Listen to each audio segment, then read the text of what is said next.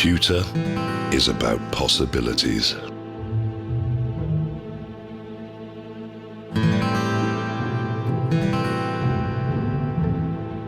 It is an idea made real.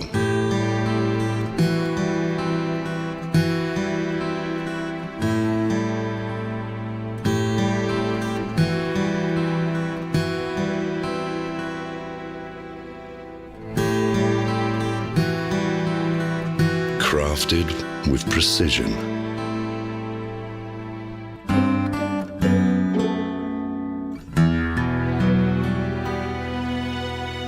It can make tradition timeless. Computer evolves.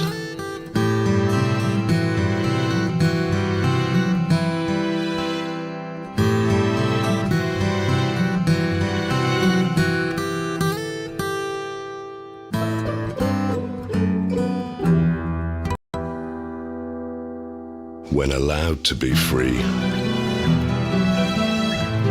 it can captivate you.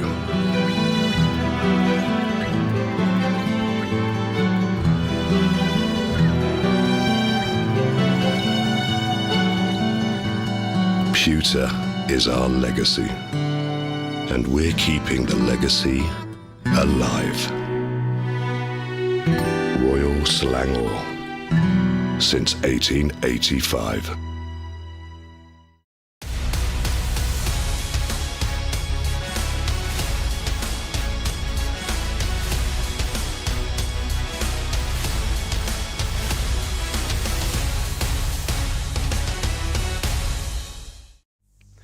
Hello everybody, welcome back to the ERGP Global Edition number 16 this time around. My name is Victor Cax, joining me here is Ammo. We're going to be your commentators for today as we bring you guys a brand new season of the Global Edition. So it's been 16 editions, 4 years long they've been doing this, haven't we? Yeah, indeed. Sweet 16, right? But it's definitely something that we didn't fathom that could run this long, but because of the community support that has been coming in for the past few seasons, especially the bumper entries in not only Global Edition, but in Endurance Edition, we just had to continue on. And for Global, well, last season was memorable. We had so many moments that were exciting, and also some moments that you can feel for drivers were in pain. But apart from that, we had 4 new winners last season. This also might just be a similar case, isn't it? We might just have new winners, or we might see some returning old guards. Yeah, so let's have a quick recap of what happened in GE15. We've had 4 new champions here. You can see them on your screens. Rialto Ristafani from Indonesia, Chester Lam from Hong Kong for the silver class, Adam Harif from Malaysia takes it for the bronze class, and Sebastian Gunawan from Indonesia takes his first win in the copper class. So this, again, it's been great to see the level improvement we've seen from all of our drivers here. So we have a look at the standings here for each of our classes. You know, it's been quite an interesting fight, I think, in the gold class here. Rialto Ristafani was able to, had to fight basically all the way to the end of the season, didn't he?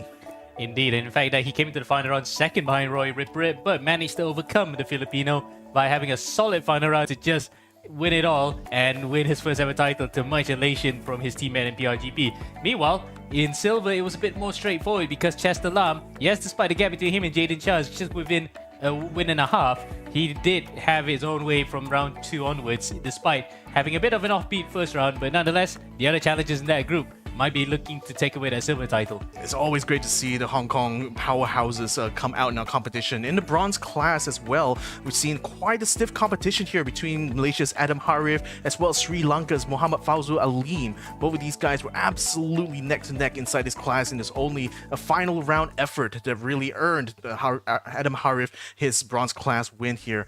And last but not least, for the copper class, as we can see here, Sebastian Gunawan from Indonesia had a really tough fight together with Aiden Tan, both of them pretty much neck to neck actually, just like with the gold class, but it was in the end the Indonesian who stood out on top. Indeed. Next up, we have the Nations. The first is the Teams Cup, in fact, and it was a bit of change at the front. Normally, we'll have the likes of Stratos Motorsports and up at one point FSA Racing with the winners, but that's like a long distant past. New forces have come between, including the likes of MPRGP leading away in front of Paki Racing Team and Papega Racing, and these guys have plenty of entries in multiple classes, so we might see them up challenging after this. And in the Nations Cup, well, another Indonesian victory there But this time it's the country itself taking honors, beating Malaysia for the first time in quite a while. Yeah, it's great to see like this new development here in the Global Edition is truly becoming a regional tournament is right, and how appropriate it is for Southeast Asia to see yet again a rivalry between Indonesia and Malaysia. So now let's go ahead and get down to brass tacks. This is our season calendar right now for the 16th edition of Global Edition. First round is going to be on Road America. The other rounds will be announced as the weeks progress. Usually we only announce the tracks in the week of the race itself, but for now you guys can keep track of these dates here: 6 December, 13 December, and 20 December. Those are when the preceding rounds of GE16 will be run. So let's have a look at Road America itself. It's a 6.5 kilometer long clockwise track. It's been featured before in past seasons of the Global Edition, hasn't it, Amo? Yes, in fact, this is the 4th time, I think, by my count, that we've had it. Twice on Race Room and twice now on the Santa Corsa. But we only had it just a couple of seasons ago when we had a dramatic final race of the season in Global Edition 13 between Nakib and Nabil Azlai. It was a brotherly battle up there, but it was Nakib that came out on top. Nabil had to wait for another couple of seasons before he managed to save a victory in the Global Edition. But nonetheless, it's a fantastic track and it's a great mod made by Little Ski on overtake.gg. So if you were to actually try to drive it yourself, it's a fantastic track. It almost feels like a first party release.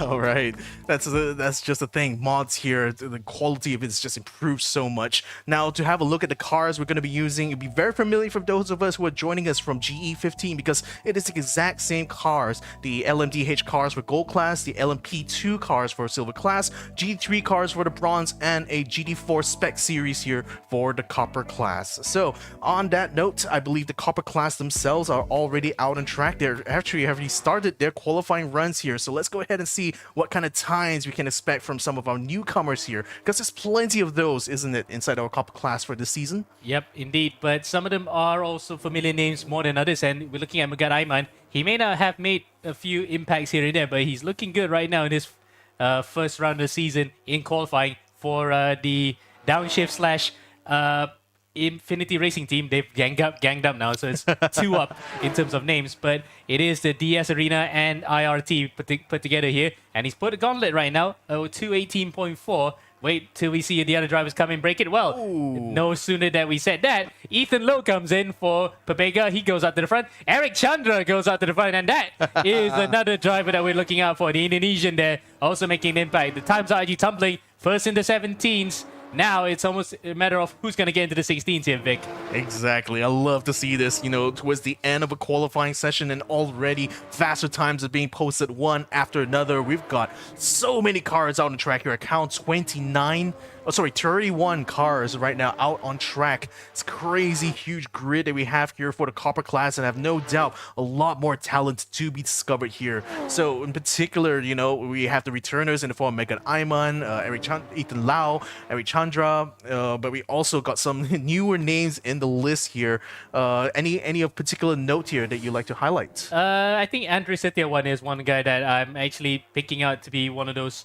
Yes, he's drivers that might surprise because he's been racing in multiple leagues that I know of as well. So Andre for the Kasache Racing team from Indonesia is looking like he's just made it in time to start his first proper lap here. And it says out lap, but into overtime now. So hopefully he can get it in, unlike what is on our screens from outside the border. We see that Nimesh Dean has finally come in. Oh no! I don't think he's going to be able to make that lap now. So unfortunately, commentator's blight. Yeah. So that's the thing. The qualifying timer is already turned off. So anyone comes across the control line or the start-finish line, as it were, they're going to be taking a checkered flag. They wouldn't be able to run anymore. So it's all contingent on these last pack of cars that are now rushing their way through the sectors here to set their final time for this session. So we're on board right now with Eric Chandra. He's currently holding the fastest time at a 2:17.019.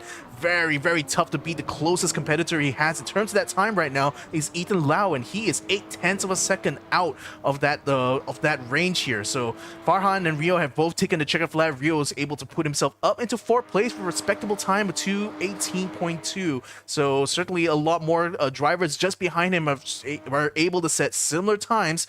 Megat Aiman, though, has managed to put himself ahead of Ethan Lau, so he'll be starting on the same row as Eric Chandra here. 2:17.494. That's practically 17 and a half now for him. Yep, indeed. It was very close up in the front. But look at that. Chandra with a 60.3. He is well and truly ahead here now by 1.1 seconds. That is normally not what we see in the script in terms of drivers that can actually compete in Copper, but nonetheless, he probably got the bit between his teeth anyway, as Magat Aiman improves to P2. There's a 17.4.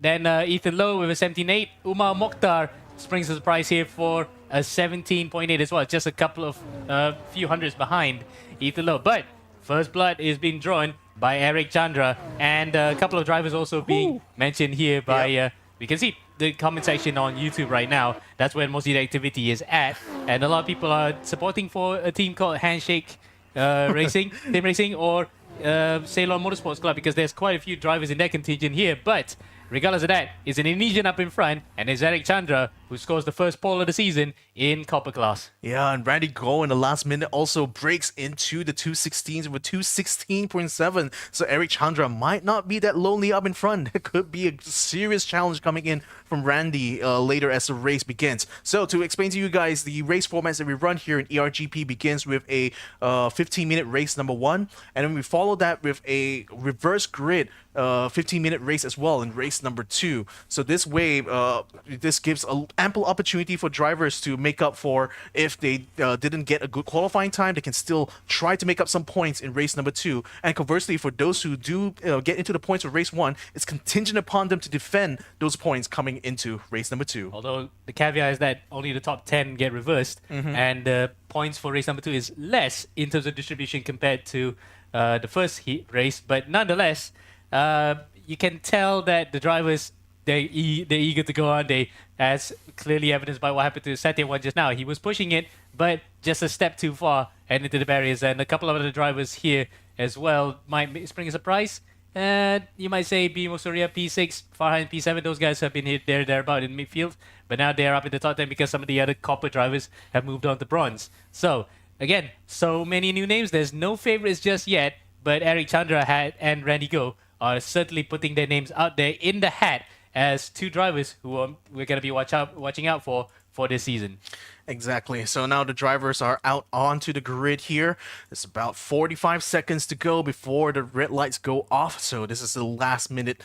This is where you do those last minute preparations, making sure that you got your setups done right. Although, to be fair, for the Copper class, it's a fixed setup for most of them. They can still tweak their brake biases and their tire pressure though, and that can sometimes make the difference in terms of how you want your car to handle out in these tracks here. Again, with a spec series like this, every little bit of difference it can make will certainly count. But most importantly, it's all down to your skill as a driver to maximize the performance out of your cars. So you can already see Eric Chandra already in the left-hand side, and Randy Go was also on the right-hand side. A bit confusing because they both had the same livery, but nevertheless, it is Chandra who has that advantage here by virtue of being pole position. Red lights are now going on here for the Copper class. The first race of GE16 is underway now for the Copper class. Eric Chandra and Randy Go having quite a bit of wheel spin coming off the grid there. Let's see if he's going to be able to keep up with Chandra to the first turn, but Chandra again will have the inside going to that first turn, so he's definitely looking to maximize this start potential here in order to stay up in front. But look at him being pushed so hard by Mega Ayman. Mega, in fact,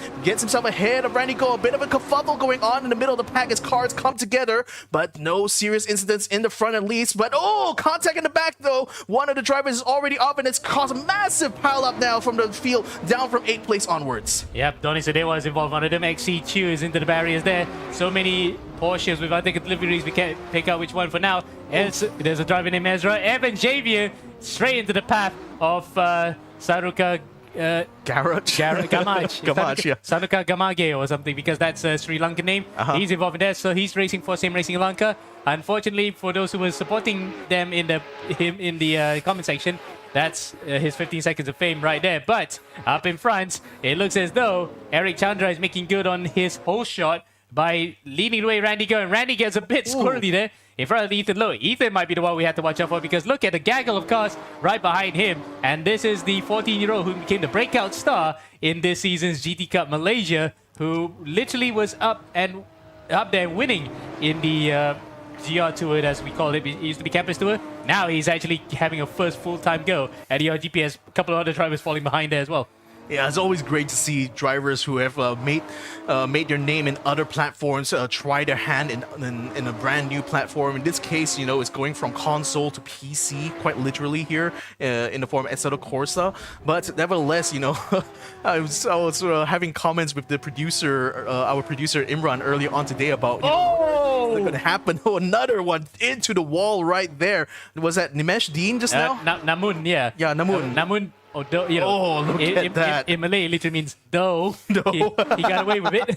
He got away with that one. Well, I don't know whether you count that as getting away with it. Look at how smashed up the front of his car. Now, granted, I think damage is set to 40% on the copper class, so he can still, I believe, still can run on in spite of that level of damage, but still, that's certainly not going to bode well because AC does simulate aerodynamic deficiency whenever you have contact and rather damage to your body, to your car body. So that might affect him in the long run though. Let's see whether or not he'll be able to hold up in that 14th place. In the meantime, Nimesh Dean, he's on the verge of trying to get himself into the 10th spot, which is where the first of the points actually begin here. So he's about 0.3 of a second behind McNeil right now. Just needs to get a good draft and perhaps find an opening here. None to be found so far in turn 1. Oh, there goes the slide though from McNeil. Yeah. So that was Dean. Sorry to interrupt there, but that was Dean having a big slide trying to get by McNeil, while Kosuke Ryo, that's definitely an anime character's name. I don't know if that's his real name there, but he's already outside, touching Nimesh Dean. Wow. And remember, points in the first race go all the way to P15, of course,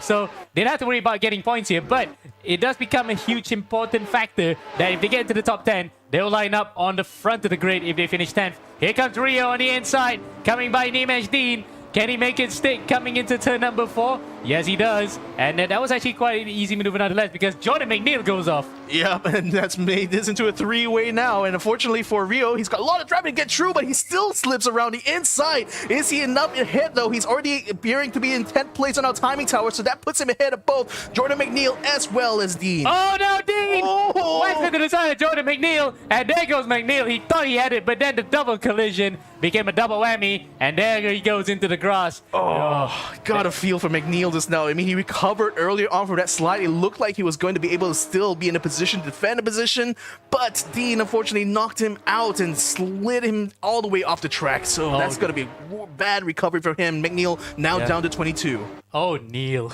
Oh. That is just the most unfortunate way to lose a race, and it's his first time out as well, but nonetheless, at least he still has 10 minutes to recover from this. Meanwhile, this is the driver to watch out for. Whoa, look at that, Ethan. Big slide coming up to the final 2 corners here at Road America onto the Starfish Ride. In fact, Eric Chandra is not that far away either, 1.2 seconds. So Randy then has to probably work together with his fellow countrymen if they want to actually get up to the back of Eric Chandra. But tell Ethan Lowe that he is hot on his tail. Yeah, that's the thing. In the spec series here, you want to be able to maximize, you know, slipstream opportunities, but you also wanted to use a bit of bump drafting, actually, if you want to, especially when to catch up to a car that's ahead. So I mean, it all depends on whether or not the car in front of you wants to cooperate with you in that regard. And bear in mind, you know, in this copper class, good braking effort there by Ethan Laudo. He slips around the inside. Randy is still trying to defend around the outside, but I think he's lost a position now, and Ethan, in fact, gets himself way ahead of Randy Go, cuts him off already by the time to get to turn 3. Ethan tried to defend on the middle of the road there. Randy likewise tried to attack on the inside, but no way through. And now it's Randy's turn to become the attacker as they come up to one of the most notorious corners on the entire circuit. Turn number 5. We've seen some accidents that were spectacular, especially in Ferrari Challenge North America a couple years ago. Well, where Ferrari ended up in the fence. Oh, Randy actually! Oh, no! He spooked Ethan into the mistake. And there we go. And that's why I said turn 5's notorious. You really can't lose it under the brakes. Yep. And for Ethan, that's exactly what happened. He probably was paying attention to the guy behind.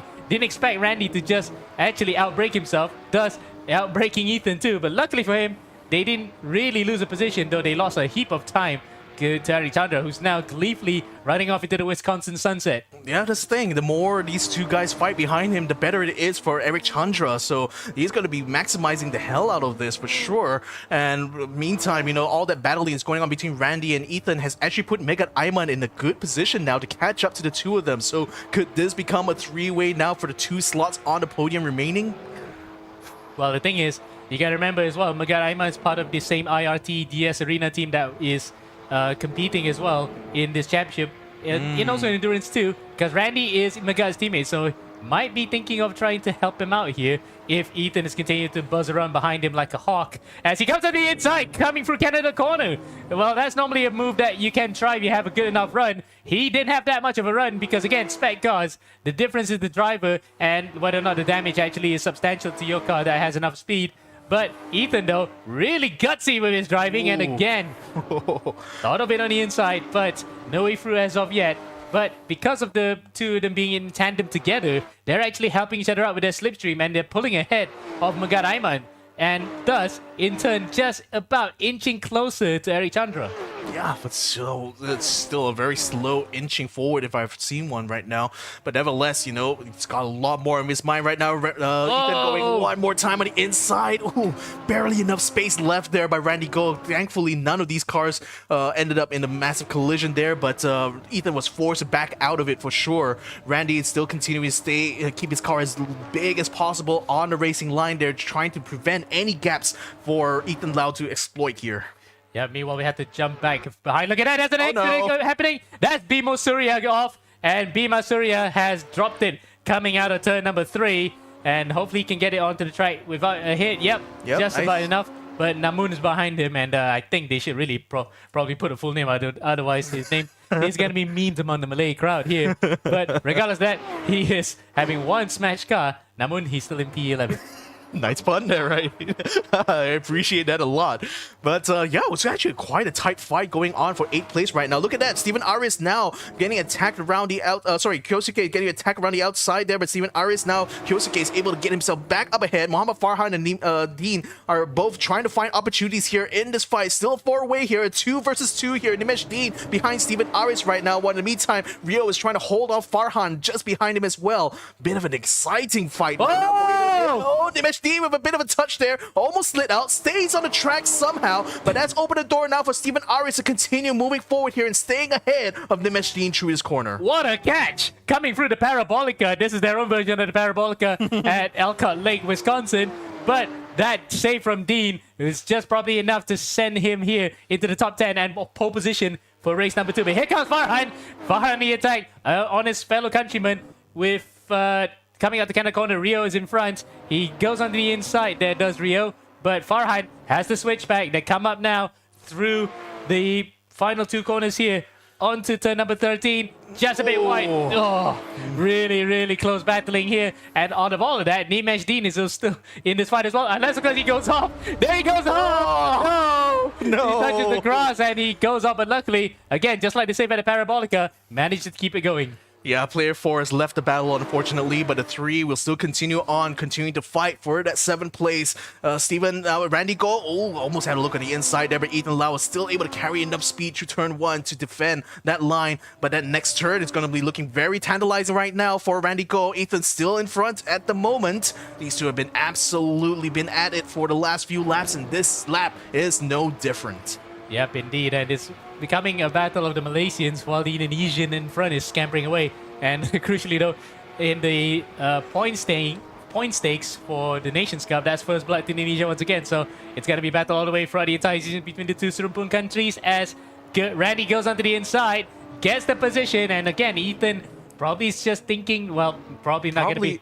Yeah, he didn't want to do that again by defending too hard and it being forced out wide because Randy missed his breaking point himself. Yeah, it does feel like Ethan was holding back a little bit in that corner, given that he did outbreak himself there just a few laps prior. So he has learned his lesson from there, but that unfortunately has given Randy quite an advantage on that corner itself. So Ethan's going to have to try to find some way of overcoming that, at least in the next few sectors. But nevertheless, still within his tail, he's still within his slipstream, so he can certainly find more opportunities to fight back.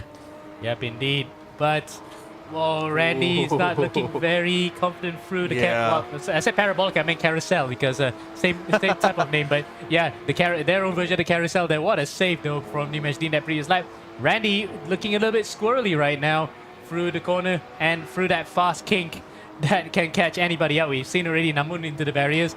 Luckily, Go stayed out of that as here comes Ethan on the inside. He went really narrow trying to get by, but Randy hangs around the outside. And now Megat Aiman is joining the fight. This is a 3-way battle between the Malaysians. Yep, this is a massive battle now. Magat has found himself on the inside of Ethan, that corner. Now trying to go over and negotiate around behind Randy Go. That's actually held him big, but then again, Ethan slowed down a bit, and that allowed Magat Aiman now to overtake him on the main straight. What a fantastic battle this is, Abo. Wow, that was a very good one, Vic. And in fact, that was a bit of team play involved, but very clean nonetheless, because Magat probably just spooked Ethan into a bit of a mistake and just slowed up. And that was enough for Magat to come through. But can Ethan fight back? Magat's brave on the brakes, but Ethan's much smarter to just hang it on the inside, braked a bit early and let Magat just outbraking himself. Staying on the racing line is always the best strategy, and Magat Aiman unfortunately a little bit too wide through there, so he had to concede that place, but he's still in position to keep hounding Ethan throughout this lap here, while in the meantime, Randy Go is starting to build a 1 second gap away from Ethan Lau, putting him in a bit of a safe zone right now. So this time around, Ethan facing a new challenger in the form of Magat Aiman, who is now having a look on him on the inside here. And he comes out to turn number 5 after the Moraine sweep. It looks as though this time, however, Ethan is much braver on the brakes, and it brings another player into play here, and that's Wei Shin Wong, also a teammate to Magat Aiman. So the Infinity Racing team boys are up there battling hammer and tongs for podium position, while the sole Papega driver in that top 10 is having to fight up on his own, and he's the youngest of the bunch. Yeah, I really enjoy these like libraries we're seeing here. I mean, the we are checking on Ethan Lau's hood is a really funny really funny concept to have there. I always appreciate the dank memes that we tend to see here in the global edition, but also like I mean, Wei Shin's got probably one of the classier looking ones, even though it's still technically an Itasha, right?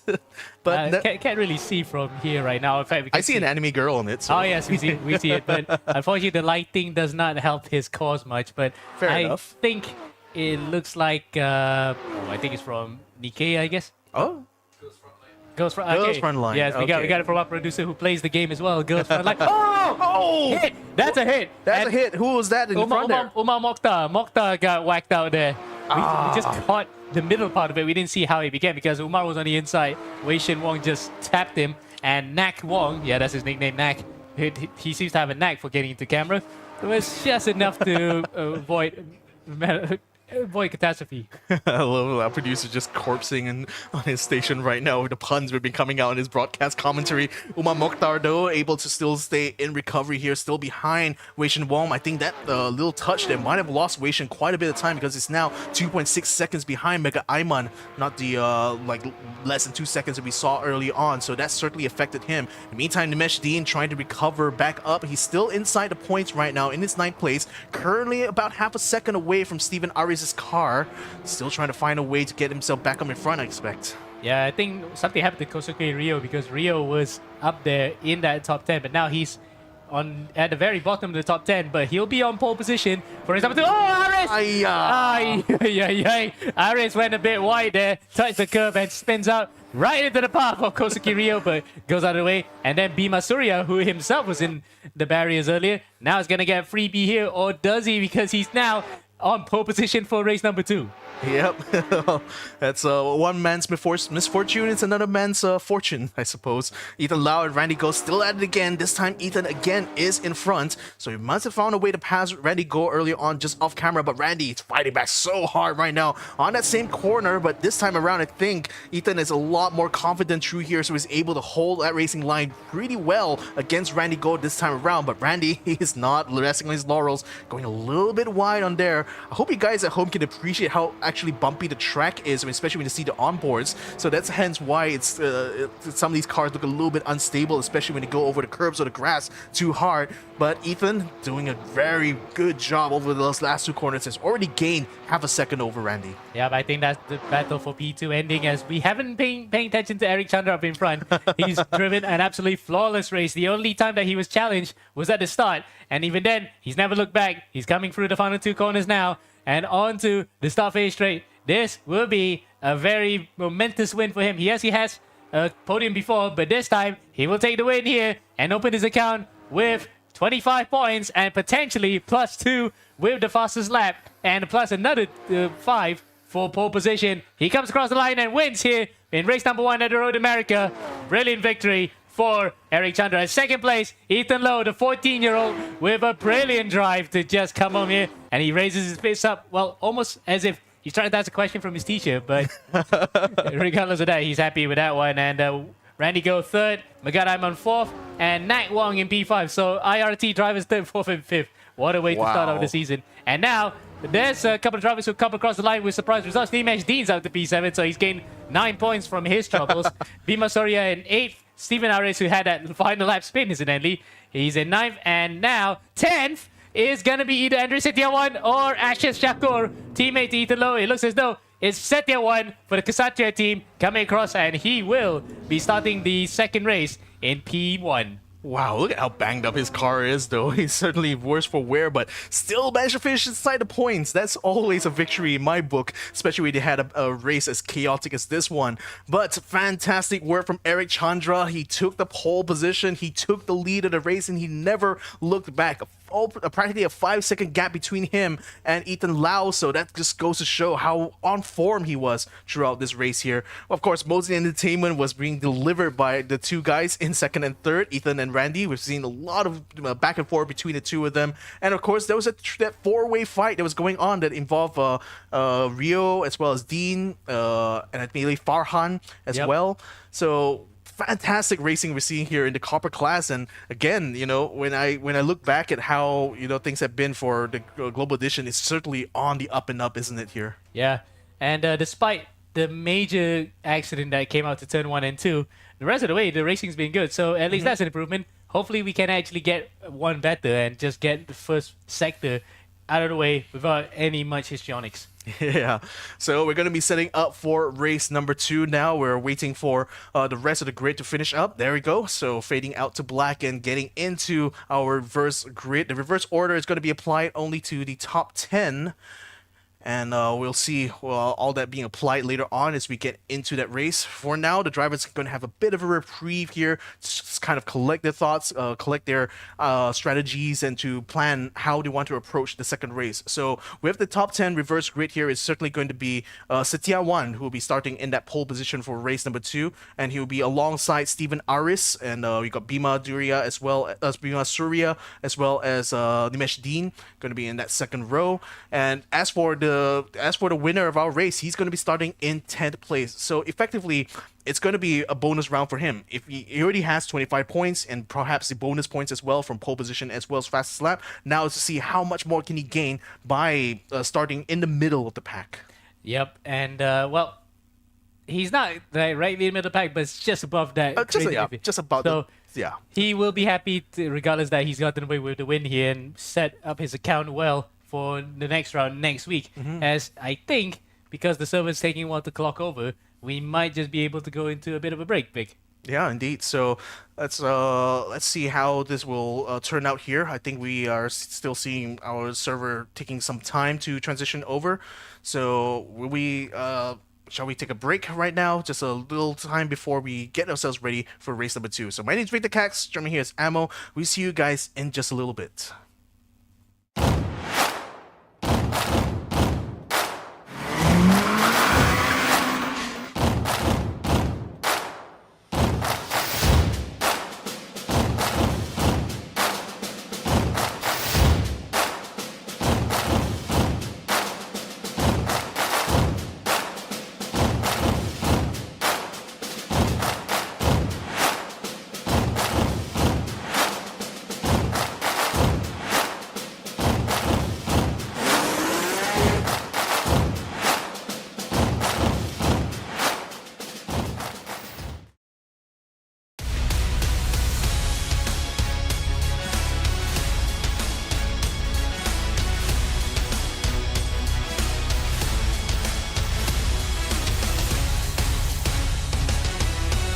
And we're back, ladies and gentlemen. Race number 2 will be underway in about 15 seconds. Everything is all set up on the grid here. And whoa, bit of a physics freak out going on in the middle of the grid here. But the red lights will still go on, though. Let's hope that guy is able to get himself back on track. Race number 2 now for the Copper Class GE16 is now go. Let's see. Okay, he did bump out there. Okay, he's going to have to start all the way down. It's Eric Chandra. What the heck just happened there? Okay, nevertheless, the race race must continue. Cynthia 1 is still in the lead ahead of Farhan. A bit of contact in the back there as a couple of cars spin out onto the grass, but the rest of the patch seems to be filing in pretty nicely. Anyone else going to be getting into a bit of a spill right now? For the top 3, does not appear so. They are able to get through just fine here. Oh, and further behind there's a big accident. Well, unfortunately, our wishes didn't come true this holiday season as more and more cars have fallen off, like the Christmas trees that are going to be chopped after this. Yeah, well, that's the unfortunate thing about turn 1 at the start of the race. You know, chaos will always occur when you got so many cars rushing their way to the same place at the same time. In the meantime, though, for Cynthia 1, he's getting himself a dive. Yeah, a bit of a cool dive there from Farhan, trying to make his way a couple positions out. But he's just bumping into other cars as he tries to make his way through. He's now back down into 5th place, under attack here from Cynthia 1, who is now attempting to try to get himself back up into position here. Bit of a spill going on here from Mohammed Farhan. He gets off the grass and back onto the track again. This time in 6th place in front of Sadewa.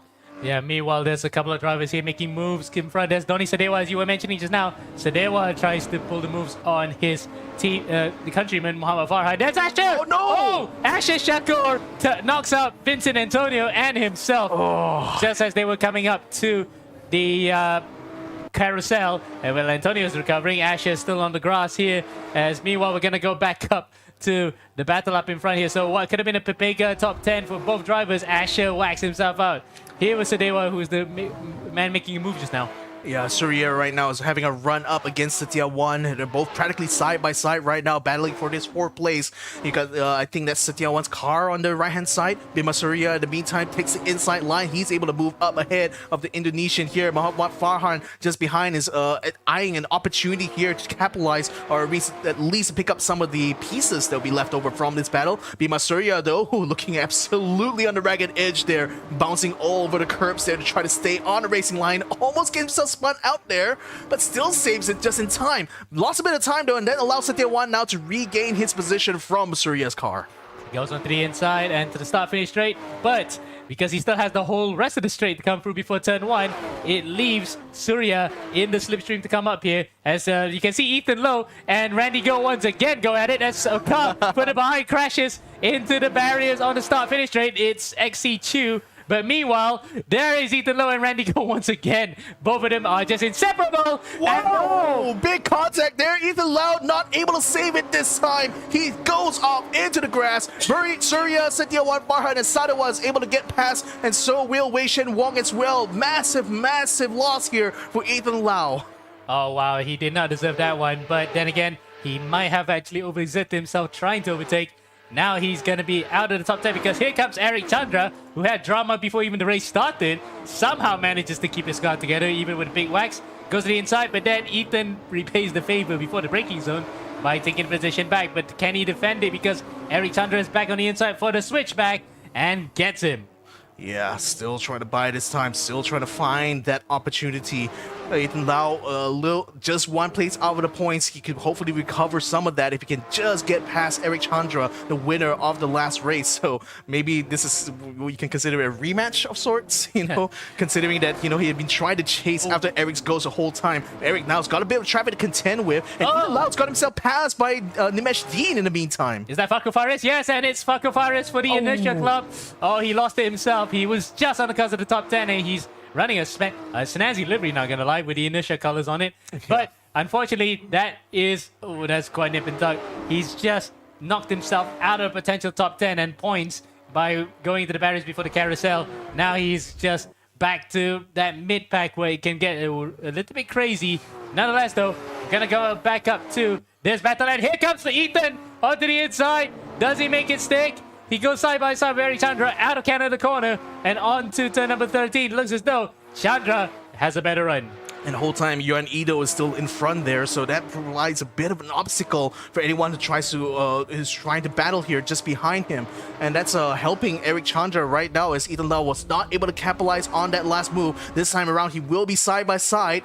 But the thing is, Chandra is getting a slipstream off of Yuan's car, so that's helping him in this battle. Now splitting the two of them, they will be going 3 wide now in turn 1. This could get a bit dicey. Whoa! Touching right into him, but still Eric Chandra stays on track. Yuan is now out of the picture. Ethan Lau has the inside though, still trying to fight the position with Chandra, and still side by side as we come through into turn 2 and now turn 3. And by the time we get to third 3, Ethan Lau is ahead.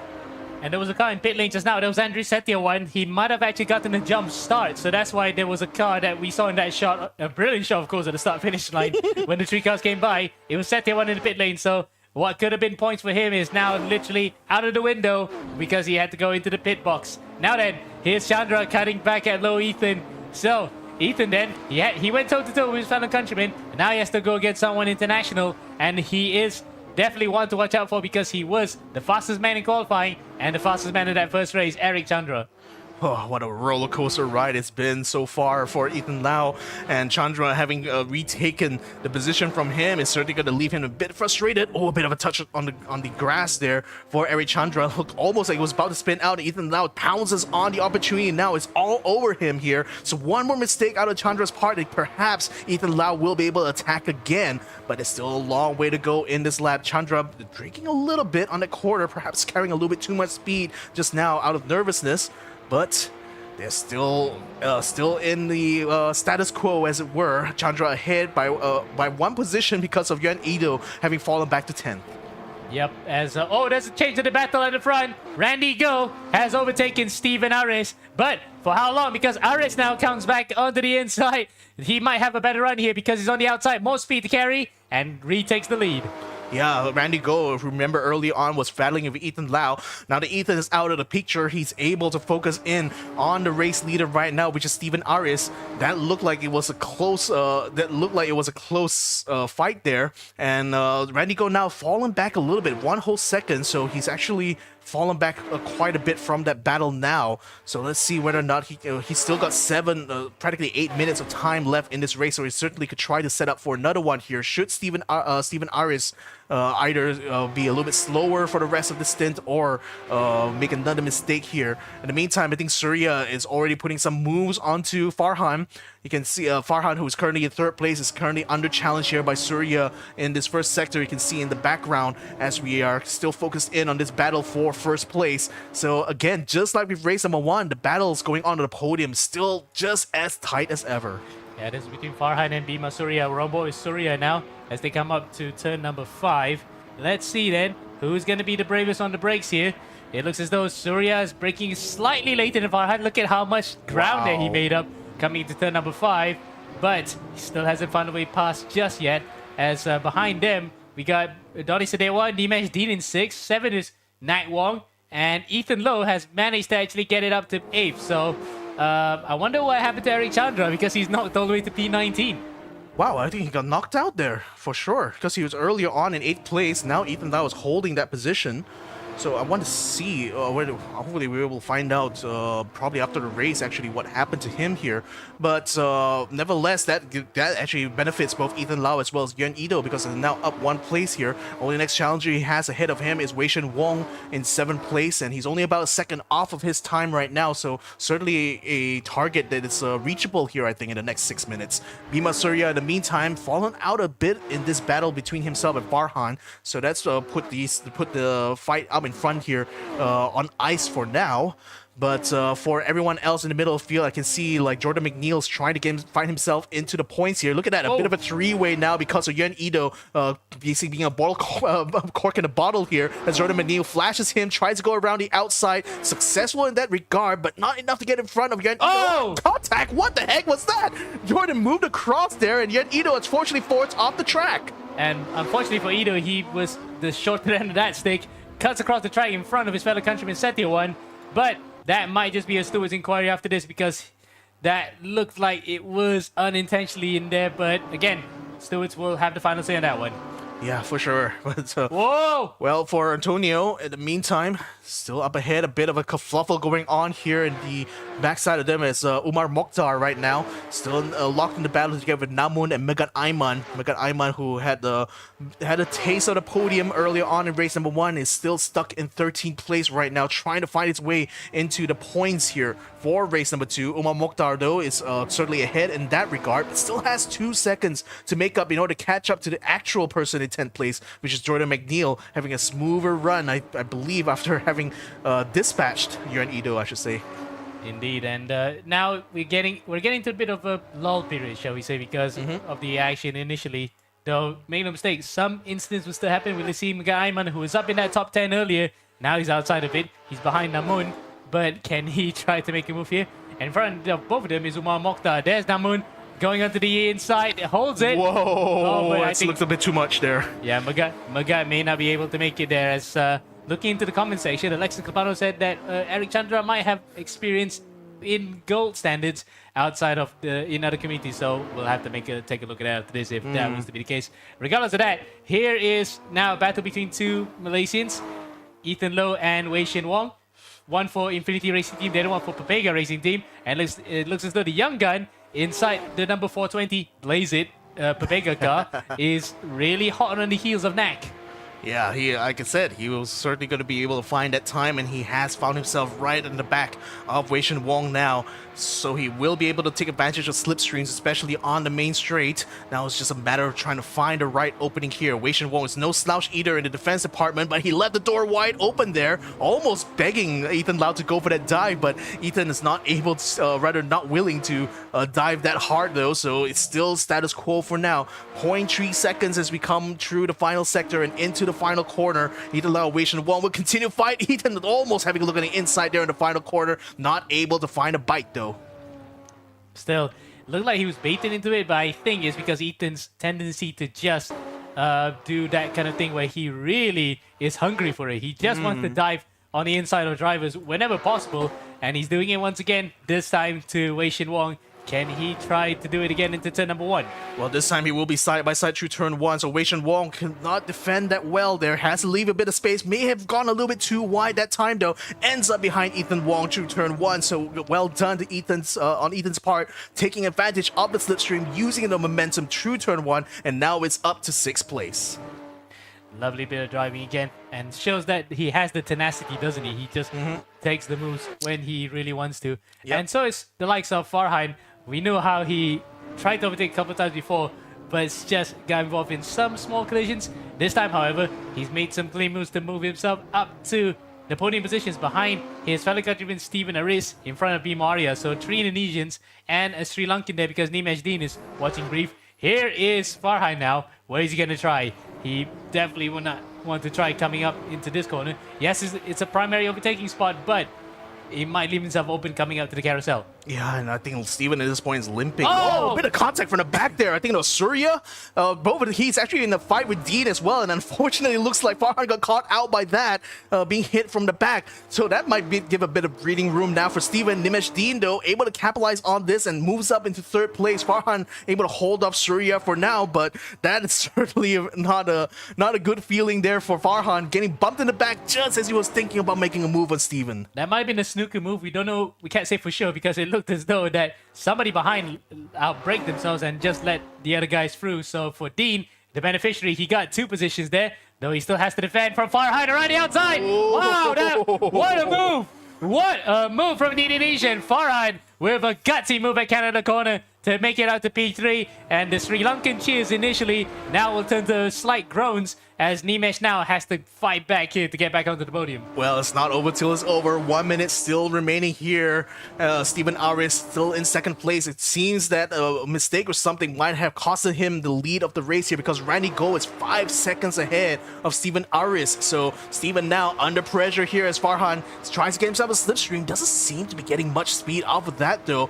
May have just let off the gas just a little bit, trying to bite his, trying to find the right timing, I guess. Especially trying to defend against Dean, who is continuing to hang just behind him. So there's a lot of calculus going on for Farhan right now in order to try to stay in this 3rd place. 4 challenges right now, 2 places up for grabs here on the podium. Yeah, but it's only just one position. Well, two, yes, you said two positions on the rostrum. In essence, if Aris manages to get away up in front, it will just be for one, and Farhan is the linchpin in that particular battle. And you can see Birma Surya and Nimesh Dean now side by side as we get downhill into turn 5. Very critical braking corner here. Birma Surya around the outside of Farhan, trying to make the move. I don't think he'll make it stick though. Nimesh Dean still able to stay alongside. A three-way kerfuffle going on there, but no one gets bumped off, thankfully. Nimesh Dean though still trying to hang on to Farhan's rear end, still trying to find a way to get onto the inside, but Farhan is not giving him that opportunity, blocking him up at every single turn, and the whole time Surya is also attempting to find a way around the outside. Contact finally between the two, but Nimesh Dean still stays ahead. Yeah, it's now for one more sector, one last possible dive for Nimesh Dean to get back onto the podium positions, as well as for Bhima Surya. It's Canada corner. That could just be the make or break. And all the while then, Ethan Lowe's also managed to gain a few seconds out of that one. He's right up to the back of Bhima Surya. We're going to go on board with him very closely. Through the kink, that was scary stuff. He manages to hang on to it. Bhima Surya, though, dives onto the inside to defend as they come up now to Canada corner for one last time. We're going to go over to Randy Go because Randy is on his way up through the final two corners to take victory here. Ethan, does he make it? No, he has to go for the switchback, close to a collision between himself and Bhima Surya. But out of the final corner here comes Randy Go then. He was another driver who was untouched at the front, and he does crack that nut and finally getting a win here in the GP. Across the line he goes, wins in race number 2 for the copper category. Now for the guys further behind, this is going to be very close. There goes Aris across the line in second, Farhan in third, and where are the rest of them coming by? That's very close for Ethan and Bhima Surya. Just across the line they go as they crash out, but the positions still stand. That's Surya in 5th, Ethan Lau in 6th, and Wei Shin Wong in 7th place. Sadawa is able to make himself up into 8th, and Vincent Antonio makes it to 9th, and Jordan Benil takes the consolation point here in race number 2. Fantastic racing we're seeing here in the copper class, man. I did not expect this level of action going on here just right from the start of the season in GE16. Yeah, what a way to do it, isn't it? Because we want to have some sort of action to start with, but we didn't expect to get this much. So, because we normally say, oh, bronze always delivers the best races, but now copper, because of the mixed bag of drivers and levels of experiences, because it is catered to newcomers, has given us some really good racing, even with some kerfuffles in between. Regardless of that, that's a great way to start the appetizer. Now we're on to the entrees. And yeah, entrees, main course is still a long way to go, guys. So make sure you guys stay tuned. This is going to be quite an exciting night here this Friday at the ERGP. So now that we've already seen the copper class, the next class going to be coming up is the bronze class. That's the class with the GT3 cars. So hopefully you guys will be able to check us out for that. We also may have an interview here. We can find anyone from the copper class to talk to, but nevertheless, that's going to be something to look forward to. We're going to be taking a short break here, gentlemen. So we'll see you guys for the bronze class race right after this. My name is Victor Cax. Joining me here is Ammo. We'll see you after these messages.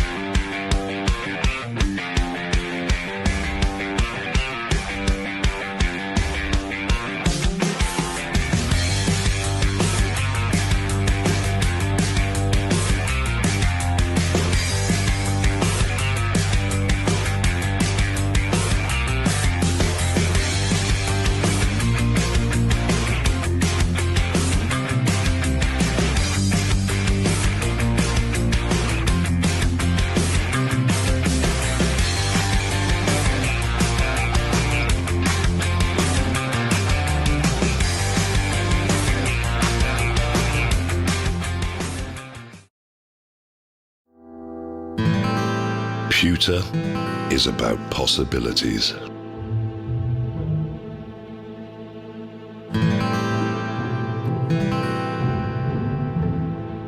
It is an idea made real.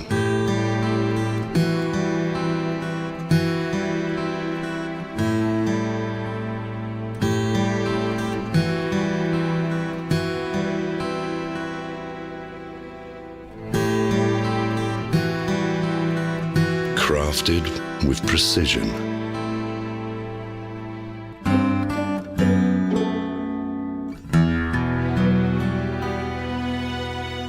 It can make tradition timeless.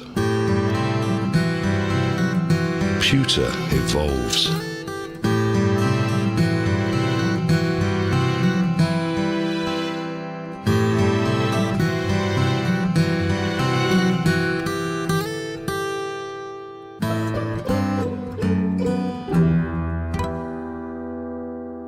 When allowed to be free, it can captivate you.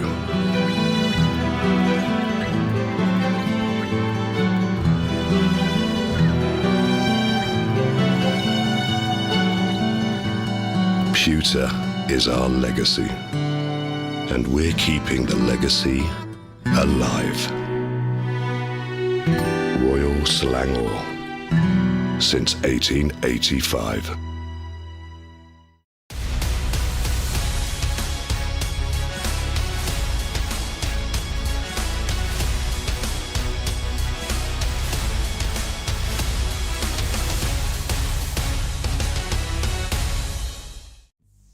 And welcome back, ladies and gentlemen. We have an interview with one of our copper class driver. We have Ethan Lau in the house right now. Ethan, can you hear us? Yes. Hey, how's it going, man? It's got a proper mic. It's got a proper mic as well. Nice one there. Been admiring your setup actually from the cameras here, but nevertheless, what a great race there. I mean, can you describe like how you feel right now? First race was surprisingly good, but I kind of messed up on race 2. Yeah, I kind of saw that just now. I mean, how was your preparation really coming into this race here? Because after coming from Gran Turismo into now AC, how do you find this platform different than what you used to before? I feel like AC and eRGP itself is really realistic and is towards the realistic side, so I enjoy being on AC and ACC more than GT7, but I like both. Still on both, yeah. So in any case, like talk us a little bit about that other kind of battling you were having, especially in that first race. Like we saw a lot of back and forth between yourself and Randy Go. Like the whole time, what was sort of like your calculus during that moment? Were you trying to what were you trying to overcome during that point in time during that battle? I was really trying to just overtake Randy and chase the P1 because I know I had the pace too, but I couldn't really find the chance to overtake Randy, so I couldn't really get the pace and the gap needed to chase P1. Oh, well, that's indeed quite a shame though. But nevertheless, it was a fantastic race that we saw just now, and it should be a little bit, should be pretty proud that you've successfully made that jump there. You know, from winning in the Gran Turismo Tour, the GT Cup Tour, and then now dipping your toes in eRGP. It's quite a fantastic leap there. So congratulations again for the points you've gotten, and of course, good luck to you for the future rounds. Thank you. All right, so that is Ethan Lau. We're going to be getting ourselves set up now for the bronze class. I believe practice is about to end here for the bronze class drivers, so we should be able to jump our way into qualifying soon. So, in regards to the bronze class, like any kind of like drivers you love to highlight here coming back, especially from G15? Well, one of them is Justin Raul Dev, because Raul, in fact, came close to the championship quite a couple of times already, so he'll be hoping that he started on the right foot for this one and probably build on the momentum to win his first title. He was looking so good at one point in the copper class a couple of seasons ago, just missed out. Last season, also just came close again, so maybe third time lucky. Maybe third time lucky or third time unlucky from the sounds of it. Becoming a bit of a pattern maybe for Justin, but nevertheless, he is certainly one of the strong competitors in bronze. It just hasn't really experienced the same level of success, perhaps as some of the top drivers inside that class. So maybe this time might just be the charm for Justin, or perhaps still gonna have to work a little bit harder. But just judging from what I'm seeing from the practice times right now, perhaps he might be coming in with a bit of a level up this time around. Of course, sporting the Pepega Racing colors, as it were, the purple with the big Pepega written all across his hood right now. Practice is, of course, finishing right now, so you can certainly see some drivers just chilling inside the pits as we get ready for our qualifying session. Still, just like with Copper Class, 6 minutes of qualifying here to determine the grid for race 1. Indeed, and it's been quite a hectic for a couple of days as well, especially given the fact that practice for this race, some of these guys probably were familiar with Road America because we were already on it a couple of seasons ago, while others were just looking forward to their first race here. So really, it's a mixed bag. But for those who have gotten the practice, you can clearly see how they're doing right now, because a couple of drivers that we're going to highlight here, apart from Justin Raldev, he's fastest in the practice session. Behind him is Shakir Fitri, aka Kirin, part of the recently formed Handshake Racing team. And you have quite a bit of knowledge about this because you're kind of like part of that community, isn't it? It's just nice to see that. Last year, a few seasons ago, they were called Santai Malaysia when Stephen Ong nearly got that win in Fuji. Yeah. Now they got here with an armada of drivers joining. Yeah, it's a brand new collaboration that was going on there. Then they reformed under the Handshake Racing team, and they still have been very active throughout the sim racing community here. Primarily making community races, hosting not just races on Assetto Corsa, but also rally races as well, doing rally time trials, and that's largely a brainchild of Cameron James himself, who is also a rally enthusiast in real life. So naturally, it's using, just giving a lot of opportunities for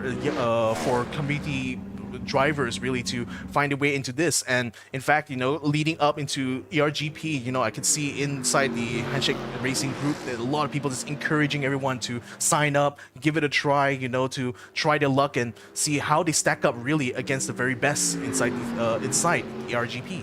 Yep, and you're looking at one of those drivers. He's also one of the key members, Ashraf Zainal, inside that Handshake team. And last year they managed to last season they managed to celebrate the title with none other than Adam Harif, aka Murdoch, winning in the bronze category dramatically as well. So that's pretty much one way to announce themselves into this championship.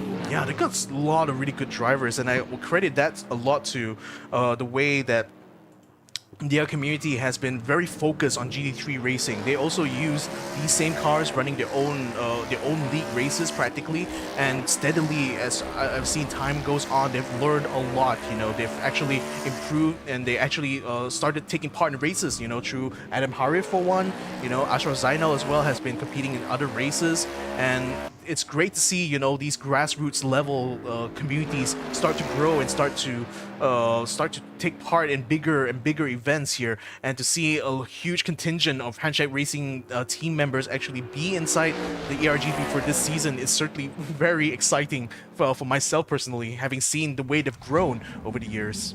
Indeed, and of course Cameron James, he's going to be one of those ones to watch out for inside the silver category now this season. Well, it could be in gold too, actually. It could be in gold as well. We'll have to check that back as well. But regardless of that, it's now ready for qualifying here for the bronze category. And again, we can't pick out favorites too much yet based on practice times, because again, some of those guys may have actually kept their powder dry. But who are you looking forward to really bringing home the bread?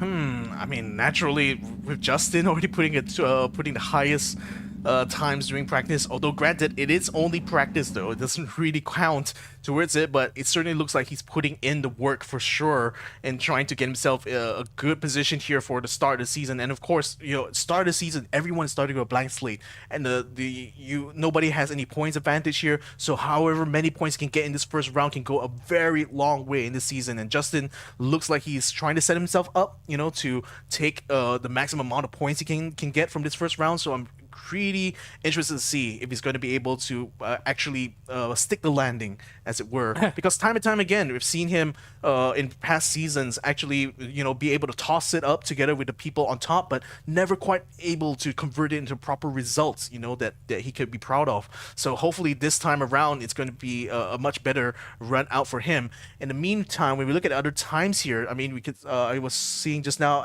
Adam Hakim as well was getting some good times. Another returner is Ngo Yong Jen as well as Neeraj Yeshan. I remember them from past seasons as well. We'll look at this livery right here from Ahmad Nur Ehsan. what a way to stand out from the pack here, isn't it, Amo? We have multiple splotches of color and bright colors as well. And really, the blue really just pronounces the whole thing. And Right. they're part of a team that has actually competed at the sharp end in the Global Edition before as well, when they were in the Team Championship, Balapan Random Motorsports. And still sporting that very logo on the side of his car as well. That's why we always encourage anyone who's joining the ERGP to submit their own custom liveries, because one, it makes our jobs easier as commentators because we can quickly identify you, right, especially during the starts, but also because I love seeing the creativity from the community and coming up with all sorts of designs, all sort of colors, as well as the memes as well. I always appreciate the memes here, guys. So bronze class still underway here for the qualifying. We're not going to be seeing any times anytime soon.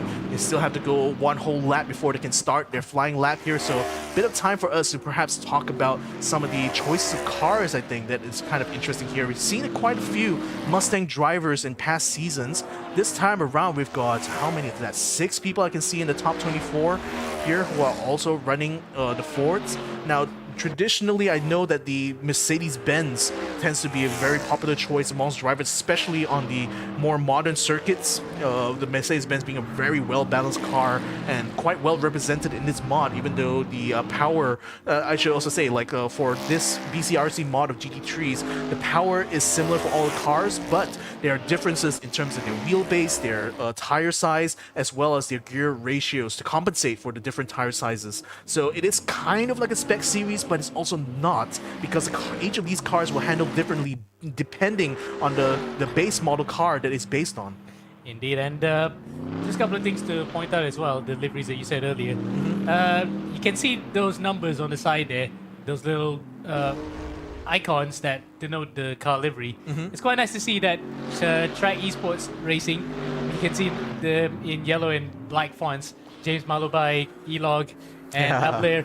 You can tell it's their car because it's all yellow, and they've run, despite running different makes, you can still tell it's them because based on the colors of their car. So we'll keep an eye out for those guys as the season and race and season goes by. There's one of them, Vernon Abler. You can tell it's a full team that's joining this one. So good on them. They make their little icon, the number 13, like for example for Abler, really stand out. So we can know, yep, it's their team. Now then, qualifying begins proper, and we shall focus on Justin Raul Dev. Where is he right now? He is somewhere on the track. I cannot quite see him on the timing tower right now, but I think he's somewhere in the mix here, perhaps towards the back end maybe. Or maybe he hasn't actually gotten out on track yet. He's out on track, yeah? He's on track, yeah. So we'll there keep he you guys is. posted. Yeah, right in the back of the pack there. So it's going to be a while before we see some times from him. We already have Isan right now. He's leading the first run of cars to get their flying laps in. So I'm expecting times within the 205s, maybe even shorter, given what we saw during practice.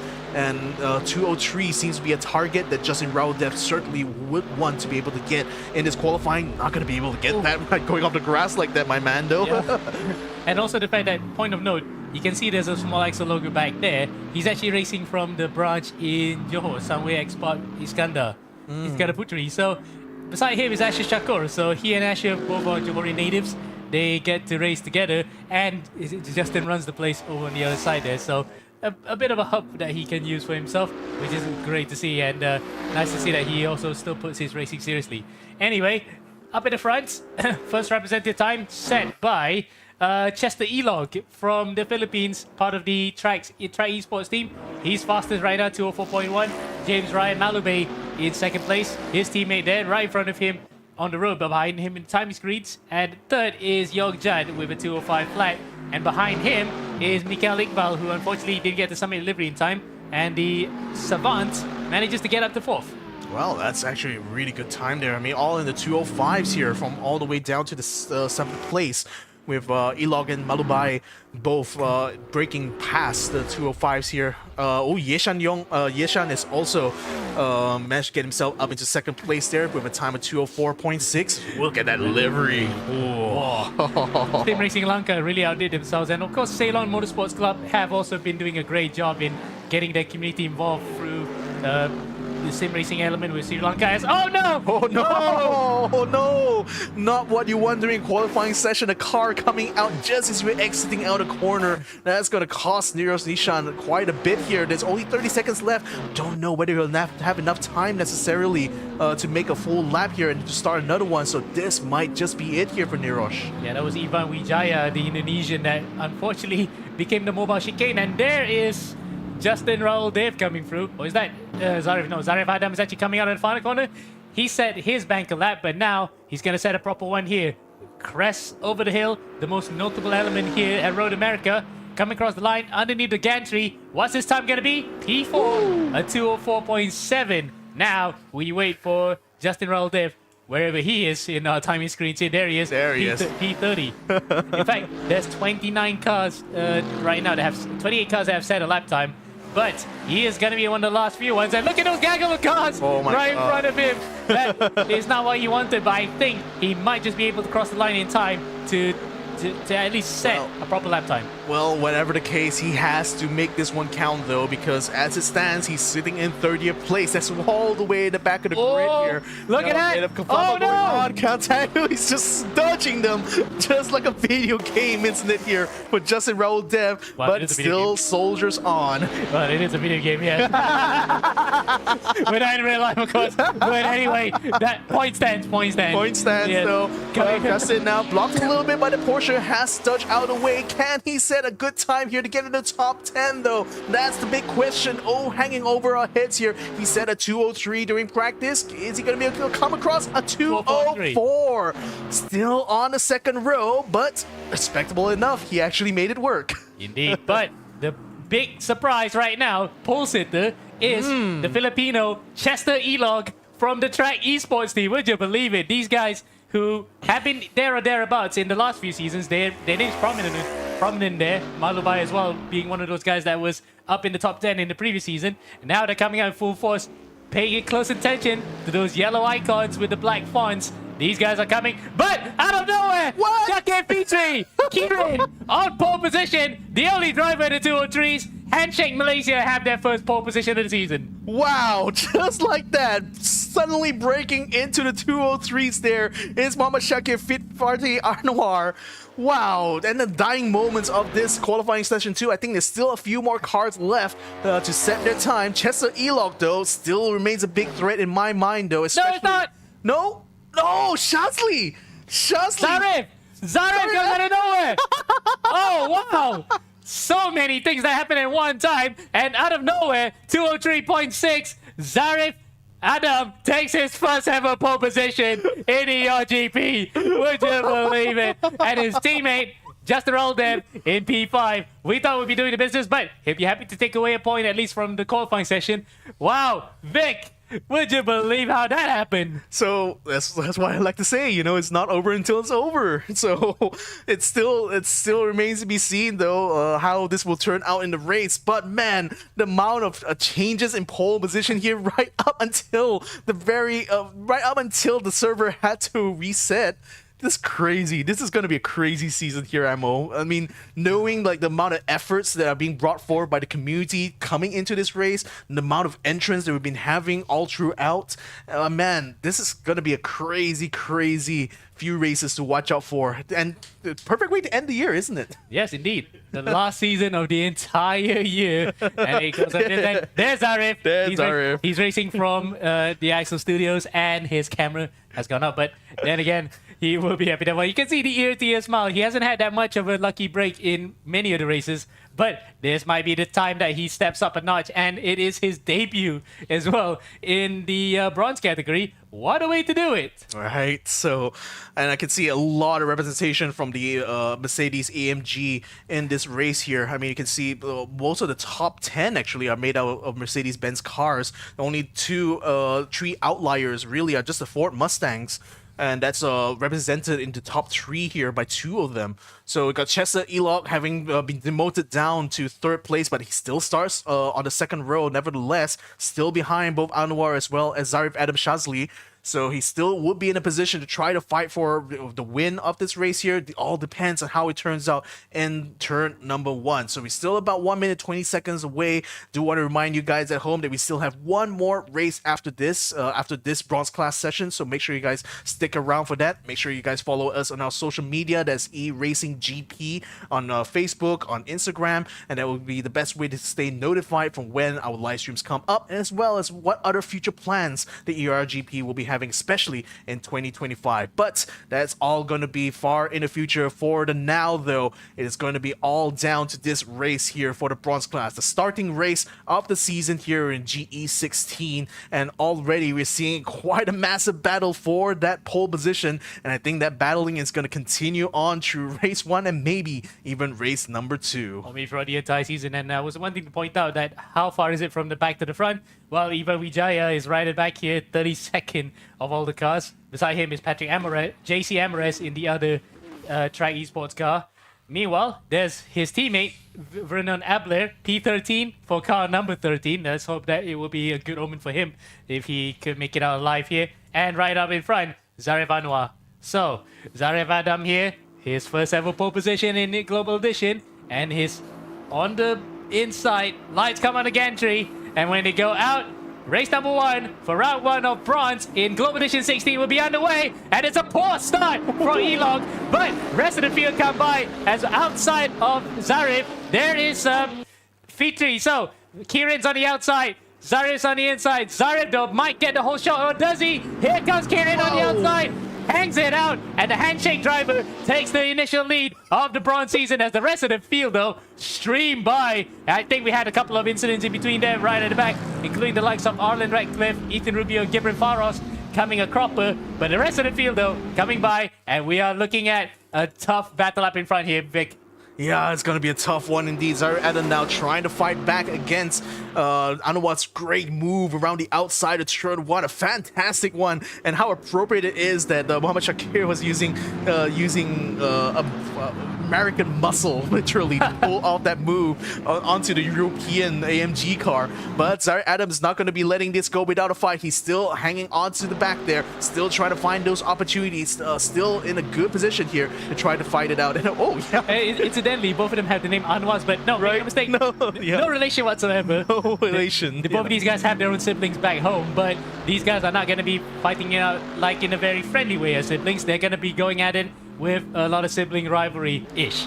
Regardless of that, Shakir, aka Kirin, is up in front, Zarif in 2nd place, and behind them is Yongjan. So Yongjan made also a good start of his own. He's up into the top 3. Behind him, there is the first of the Filipino cars. This is Malabay. He managed to get in front of Elog, who made, not to say an abhorrent start, but he nearly aborted the start completely because that was not the best of getaways. Yeah, and that actually kind of created a bit of a cork in the bottle situation, I think, at the start. So hence why a lot of the cars were going 4 wide through turn 1. So certainly he's going to look to try to recover. The good thing is that he has his teammate ahead of him, so they perhaps can still play some strategic games here, especially with regards to how they want to catch up to the top 3 runners at the moment. That's for the behind Julio Nino Gonzalez, the younger brother of Francis Angelo, spins out coming out of the final corner. He's joining very unsafely. And he takes out a driver there, Azami, and the rest of the field comes streaming by. Well, when it rains, it pours, and for Nino Gonzalez, that might just be a steward's inquiry coming his way as more drivers try to get out of the way onto the grass, even just overtake. Yeah, for sure. That's going to be reviewed by the stewards after this, because that's not a safe entry at all. And cutting across the track twice, Wow, that's not gonna be a good look for him for sure. Zarif Ad in the meantime still doing a really good job of staying within touching distance of Mohammad Shakir. Is still looking to try to keep this a long, protracted flight because again we're only 3 minutes into this 15-minute sprint, so there's still plenty of time here for Zarif Adam to try to find opportunities to pass in the future. In the meantime, Justin Raul Dev catching up to the Filipinos. First one he has on the menu here is Malabay, but both of the Filipinos drivers go off the track a little bit. That's actually helping Justin a little bit in keeping up with them, but certainly not opening up those opportunities, I feel, for him to find that overtaking spot. Yeah, he'll probably have to try his luck at Canada corner, or maybe right here before the carousel, because he thinked on the inside. This is Mercedes versus Mercedes. It will be equal cars onto the back straight, so he'll just have to bank on the draft and a bit of guts trying to get by here. And it's not going to be easy because we saw in previous seasons James Ryan Malabai can be one quite tough cookie to crack. Yeah, and of course, hanging around the outside like that, you know, that's all an open invitation to get rammed off the track. So good on him to try to hold back. But the thing is, he's also got Nirosh Yishan following closely behind him. So another threat appearing here in the very, very nice Digicamo red here, courtesy of the Sri Lankan Racing League. So let's see how this battle turns out. A three-way currently for P5. Justin Raul Dev is sandwiched in the middle, with the Filipino in front and the Sri Lankan just behind. Yep, Sim Racing Lanka, the team that is also right beside. It's actually the sister team to Ceylon Motorsports Club. So it's all represented here for the Sri Lankans, and they have come in full force. In fact, the founder of Ceylon Motorsports himself, Kevin Smarajiwa, was in the comments here. He has also taken a few races in endurance. Hopefully he's enjoying here his fellow countrymen fighting. And here comes a battle now. Nirosh Yeshen might be able to try one on Justin Raul Dev. Raul makes a bit of a mistake coming through turn number 1, trying to overtake James Ryan Malabai. But Yeshan, no way through just yet, as Justin Raul Dev manages to regather that, and still aggressively defending his position. He puts it in the middle of the road this time, but the drive that he got out of turn number 4 may not be enough to defend, because here comes Yeshan onto the inside, into the Moraine sweep, into turn 5. Does he make it? Raul tries to hang around the outside, but Nirosh gets him. Yep, gets him right there, dead to right. So Justin Raul Dev now attempting to try to cut in on the inside one more time, but Nirosh is still shoulder hit. A bit of bumping going on there, but not going to be unsettling his car anytime soon. You can see Jeremy Yao already opening his eyes here and seeing an opportunity materialize before him, flashing away as he attempts to try to find a way past Justin Raul Dev, who is certainly left hurting after that. He's gone completely wide though, Justin has, and Jeremy Yao takes advantage and swoops in to take 7th place. Oh, for Justin, that's gone horribly wrong for him. And just as I was about to find that out, don't read and drive. Yep. Well, Jeremy's really got a personality in terms of his delivery. He literally puts his team names, hey. But, you know, there is an actual racing team. Yes, I've checked that out. Really, somewhere out there, there's a cycling team called Hey, but maybe no relation. Either way, Justin Raul Dev has definitely not had the best of a couple of laps, but he'll have to regroup right now. Aiming here, trying to get up to the back of Jeremy Yao, and I can't stop laughing at that. The emoji. Oh, that nearly comes to crop, but there does Justin. Hangs on to it. Now then, we got into the bit of a lull period. We can focus on some of the other drivers that are thereabout. Yeah. I want to see what exactly is happening here. Mikhail Iqbal, in the meantime, he's just hanging behind a battle between Jeremy Yao and Justin Raul Dev. So had a bit of a quiet one here, actually. I think most of the drivers in the top 10 pretty much got out of the first turn unscathed. Now a bit of a side-by-side action here. Justin having the inside, cuts in front of Jeremy Yao. Can he hold the position, though? I think he might have stuck the landing this time around. So he is ahead now, having retaken his place from Jeremy Yao. Yep, he gobbled it back up after what was essentially dropping the ball big time. But this is the same corner that Jeremy got him last time around. He might just want to try doing this again. As you can see, Jeremy flashing his lights. He's using custom shaders patch to his full potential because there's no headlights setting in this default one. As he comes on the inside, coming up to turn 5. Whoa, okay. Closes his door just barely in time, and Justin stays on track. It's a very tight moment there for Justin, but still managed to stay in P7. Yep. So I think for Jeremy Yao, his best shot actually of getting past Justin is still in that turn 1 area. So we'll see how this will transpire later on. But Yep. Yep. For the rest of the racers, though, it's again, coming into a bit of a lull period here. No close battles going on in the top 20, I should say. So really, it's just more or less about maintaining that track position, maintaining that pace, and making sure you finish in that position. Ashraf Zainal looking a little bit out of shape, though, coming out of that downhill turn. Yeah. Now just able to just barely hang on to his position there. Yeah, Kotak Manchis, right? Is his I think so. Yeah. it's his nickname. But Matchbox, not unfortunately in the according to the fire, he was literally in the firing line there just now in front of Naufal Ainuddin and Junior Gonzalez. But there goes, no. there goes Ashraf Zainal, and there's Junior Gonzalez, who was involved in that initial scuffle at the last corner, rejoining in the wrong way possible, around the outside through the carousel. Wow, take a bow there. That's a place that you wouldn't normally find people trying to overtake. You just follow the leader there. Though Junior Gonzalez makes amends for his slight kerfuffle at the start by pulling off a great move through there. Now, were there any battles that you were trying to focus on just now, Vic? Because I think most of them have probably rescinded now. Yeah, I think most of them are rescinded. It's mostly the battles going on from 20th place onwards here, but it's slightly inconsequential in that it doesn't really gain points. It's more of a matter of pride between these two drivers, especially as Junior Nino Gonzalez is heading off an attack there, coming in from Kotak Manchis. Still not able to get past him, though. The two Mustangs are still rubbing against each other, but no dice so far. Yep. And a shout out to a driver with the weirdest number car combination of all, Patrick Vincent Jacinto. 3013. How do you fit 4 numbers on one car, and how are you a millennium ahead of the rest? I would just love to ask him what that number actually means to him, because that's a very interesting number to use here for sure. I mean, it's not like he's born on what, the 30th of after January. 30th of after January. There's no month after. I mean, after December. So yeah, he's probably thinking 1,000 years ahead and 1 month ahead afterwards. Either way. Vision 3013, I suppose. Ah yes. And some other battles, including that's, as you can say, is inconsequential to the big picture, because here's Alfiko Askar and Ricky Afiat. They're both going under hammer and tongs, but they're outside, just outside their top 15, where they could get points. And it's about 15 seconds, in fact, behind Adam Hakim, who's holding last of the points ping positions, and he's behind Kenny Lim. So that's, I think, 2 drivers who are involved in the handshake. Yes.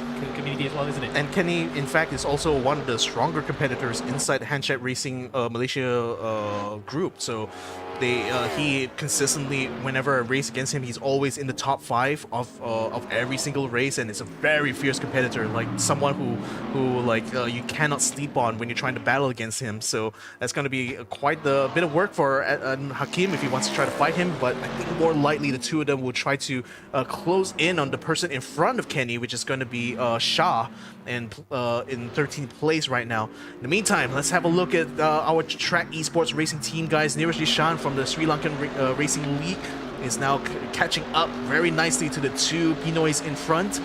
Malubai at the moment still able to hang on to the line here. Neeraj Dishan not able to gain an advantage quite yet, but looking very tantalizingly close to that prospect, isn't it? Absolutely, because again, last time out, we saw, if you saw the gaps, Malubai was not that far off from Elog, but Elog's managed to just eke out a bit of an advantage in front and clock in a decent fast time last time out to just get away from Malubai. Now Malubai is falling to the clutches of Neeraj Dishan. This is Sim Racing Lanka versus Track Esports. A bit of a touch. Oh no. There you can almost feel physically there was a touch there, and he's racing with what looks like a custom wheel on a G29. Good on you, mate. That's making use of your equipment, but we don't have time to admire that, because look at how close he is. Malubai runs a bit wide, coming out into the carousel. He might just have a chance here coming out to Canada corner. And despite all of this, we have gone through almost 12 minutes of racing. It goes by so quickly, doesn't it? Yeah, and I should correct you a little bit. That's not a G29. I think it's a T500 Thrustmaster that he's using there. So yeah, just maximizing the use out of that for sure. Oh! Going way off the grass though, but still able to stay on track. That's a close one there for Neeraj Dishan. Hopefully I didn't cast the commentator curse on him there as he was going through it, but still hanging on very neatly to the 2 drivers from the Track Esports Racing team. Indeed, and the 2 Filipino guys have actually settled into a bit of a rhythm, but they've lost touch to Ngo Yon Jan. But make no mistake, these guys are really pushing it hard, you know. Yeah. The gaps between the first 5-6 drivers here it's actually still quite close. You can never tell if a mistake happens. As you can see, a pop of the cheese. Cheese. I was thinking of the yellow car, so I was thinking cheese. So which one is it? Is it the Gouda or is it cheddar? I think cheddar because Cheddar, it's very yeah, yellowish. fair enough. But top of the chest and the cheeks for Nirosh Yashan. He got away with that one, but no doubt he was hoping he could get something out of this. Oh, very, very close. Dang, it feels like Nirosh's worst enemy is himself right now. Unfortunately, Here's the cheddar. yeah, he has a cheddar. Indeed, a cheddar with a bit of like mozzarella on the And- back, maybe. And a bit of honeycomb as well. So you can see the honeycomb designs in there. So it might be honey, a bit of cheese, and a bit of cheddar. Yes, Dang, all this talk is just making me hungry now. we'll go off a slice. Yeah, Vernon Ablier though, trying to catch up to Amira Afik, still quite a ways away, but certainly may be able to take advantage of the slipstream next time around when they get onto the main straight. For now though, it's all about closing in that distance there, and the whole time he also needs to head off Nandava, who is in the very, very striking livery on the BMW behind him. The Balapan The Racing. Balapan Racing team, yeah. So Balapan random random drivers. Yeah, the Random Drivers Motorsports team. But crucially, this is for the final position in that top 10 and pole position for race number 2. So it is of utmost importance that whoever comes out of this comes out of doing cleanly. But Amir Rafi brake checks. I think he just probably tried to spook Vernon Epler into a mistake because Vernon ran a bit wide, and that has left Nandava up close and personal with him. Yeah, and that's actually put him in a nice position now to have a view on how he wants to try to take this battle here.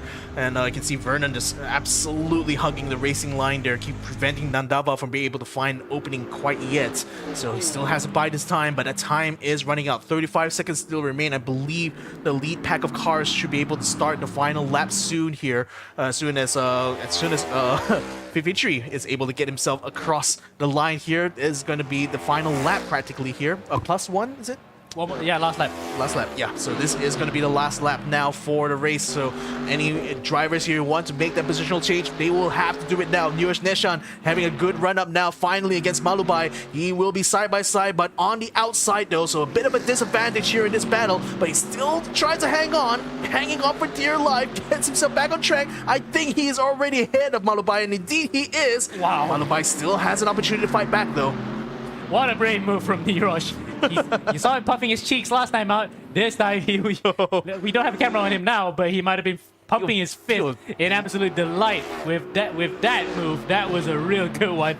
Now he can probably try to set his sights on Elog, but he might just be a bit too far behind.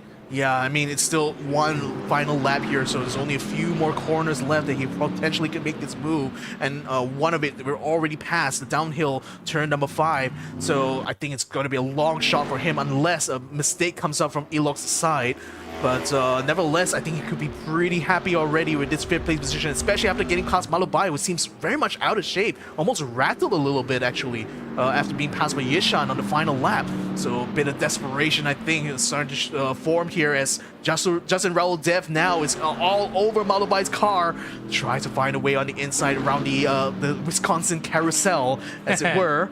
Now coming on to the back end of the track here, and there's only a few more corners lie ahead. Is there going to be an opportunity now for Justin to move up to 6, or will Malubai stay in that position? Ooh, this is going to be really tight, isn't it? Malubai was a bit rattled by some of the small incidents that happened just before being overtaken. So, and incidents, I mean, just going onto the grass, running a bit wide. This time he's gonna have to depend on, because Justin Roldan is right on his tail. We're gonna have to go back to our race leader, because here comes Shakin Fitri Kirin to take his first ever win in ERGP. Wiggles the car across the line. He is happy with that one. Lights the flag win. Second place is Arif Adam, his first, I think his second podium. And third, Youngjan, a well-deserved podium indeed. But now back to the battle up to the start-finish line. It's close, very close between Justin Rodem and Malubai. Malubai gets it for P6. Yeshan also just 3/10 behind Elog. But what a finish. And take about P9, the racing savant, Mikael Iqbal comes across in P9 and will start second for the reverse grey race. Exactly. Ablir will be taking that 10th spot. Nandava takes 11. Shah is going to be able to take the 12th place. Kenny Lim comes in 13. And Afik comes in 14th place. And Hakim rounds up the 15 points paying slots here as the cars run at each other in celebration of the end of race number 1. Fantastic racing as we've seen since the copper class and now into the bronze class. Race number 2 is still ahead of us with the reverse grid for sure, and it's great to see Fitri, aka Kirin from Handshake Racing, is able to take his first ever win representing the Handshake Racing team. And indeed, his first ever win in Global Edition as well. So he'll be very chuffed with that one. I've raced him as well in a couple of tournaments, especially outside of here in Gran Turismo at the DS Arena, incidentally, where we saw the RIT guys get involved. He was there or thereabout, but now he's finally announced himself ready to take on the rest of this field in bronze that are absolutely no slouches of themselves. Very competitive field, and once again, bronze just delivers in an amazing race.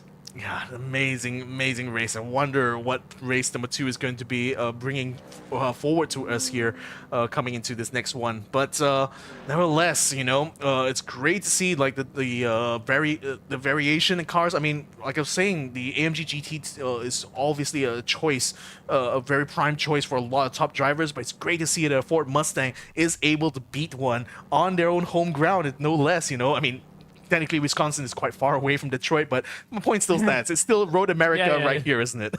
And also the fact that there's a reason why I was thinking about cheese, because Wisconsin is the biggest producer of cheese. The Green Bay Packers, right? The cheeseheads. So it's sort of comes full circle that one. No wonder I was thinking about cheese, not because of the cars themselves, but because of the Packers. But either way, one of those guys in those cheese cars is up in P6, James Ryan Malubai. Just the E-log, despite the rather unorthodox start, manages to get up to P4, but the podium finishes Yongjan. Really delighted for him with that one. He drove a very good race. Zarev Adam, his first ever podium after taking pole position for the first time as well. He's up there. And Shake Fitri, aka Kirin, for his first ever win. And what are the comments like in Facebook? Because the comments in YouTube have been absolutely lit up because of the local representations. I think like the funniest one I've seen here is like "Move it, baby Joel," said by Vilo Mananas. Yes, and I think that might be in reference to Malubai. Malubai might be. Yeah, that might be the fellow Filipinos, and Track Esports as well have their own Facebook page. So if you guys want to follow on that through the Facebook comment section, it's there as well. So it's nice to see that the teams also have their own social media involved. So exactly, it does create a chain, isn't it, of everyone getting involved. It just gets more and more exciting. There's engagement. No, again, it's all about these communities, right? Like, to me, the heart and soul of sim racing is the fact that you can have a lot of these grassroots communities organized together to do their own fun races and eventually take on like the professional racing scene here. Like in ERGP is one example, but there are plenty of other leagues, to compete here when it comes to Assetto Corsa or Assetto Corsa Competizione. And it's great to see that, these communities have been very instrumental in bringing in new blood into the sport, and giving people the confidence. Actually, I think that's the main thing. It's like if you are like an individual as a solo racing driver, when you don't have a support system around you, it can be very hard for you to really meet sort of like your potential as a driver. Indeed, and the fact that when you talk about community, it's also like-minded people, as you said. Yeah, it encourages you on. They egg you on, just want to continue doing more and more races. That's why it makes it more fun rather than just racing by yourself in an isolated loop. Exactly. So, and I will say full credit to, the Track Esports is one of them, Handshake Racing as well, through their efforts in actually building the communities, they also indirectly help build the sim racing activity, It just continues to grow and grow as more people jump into the sport. Yep. And other than that, Ceylon Motorsports Club and Sim Racing Lanka, those guys, that countries come from not traditional motorsports background, but they do have an actual motorsports community over there. Ceylon Motorsports Club, as in like the ASN. Yeah. So again, this is building the grassroots through sim racing, and it encourages a lot of people to come in. And case in point, why I pointed out Samara Jiwa just now in the comment section, who was supportive of his fellow countrymen, and several other even from the Philippines themselves, Track Esports being in there. But enough about waxing lyrical. Let's get back into the action here for race number 2. We're underway at Road America, Elkhart Lake, Wisconsin. 5 lights on the gantry. We'll go out the way after this. And when they go out, race number 2 for round 1 of Global Edition 16 and bronze categories underway. And it's a poor start. Very, very poor start from Mikael Iqbal. He actually bogged it, and that forced Justin rolled him onto the grass. And there goes a couple of drivers, Ashraf Zainal in there. Oh and boy. More and more drivers crashing. And here they go. That's a big one. That is almost a NASCAR style big one at Talladega. Yeah, and right at the start of the race too. Wow, this is crazy. But nevertheless, for the top 10s though, they are able to foul right through. Jeremy Yao coming through. Oh, Nandava way up track. He hit 88. He hit 88 miles per hour.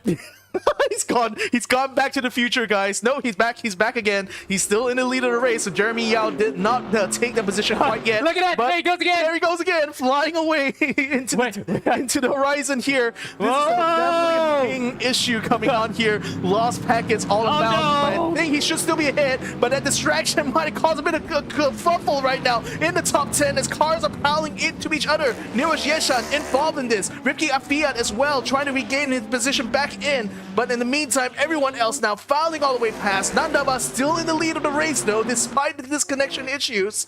And Jeremy Yao still in second place.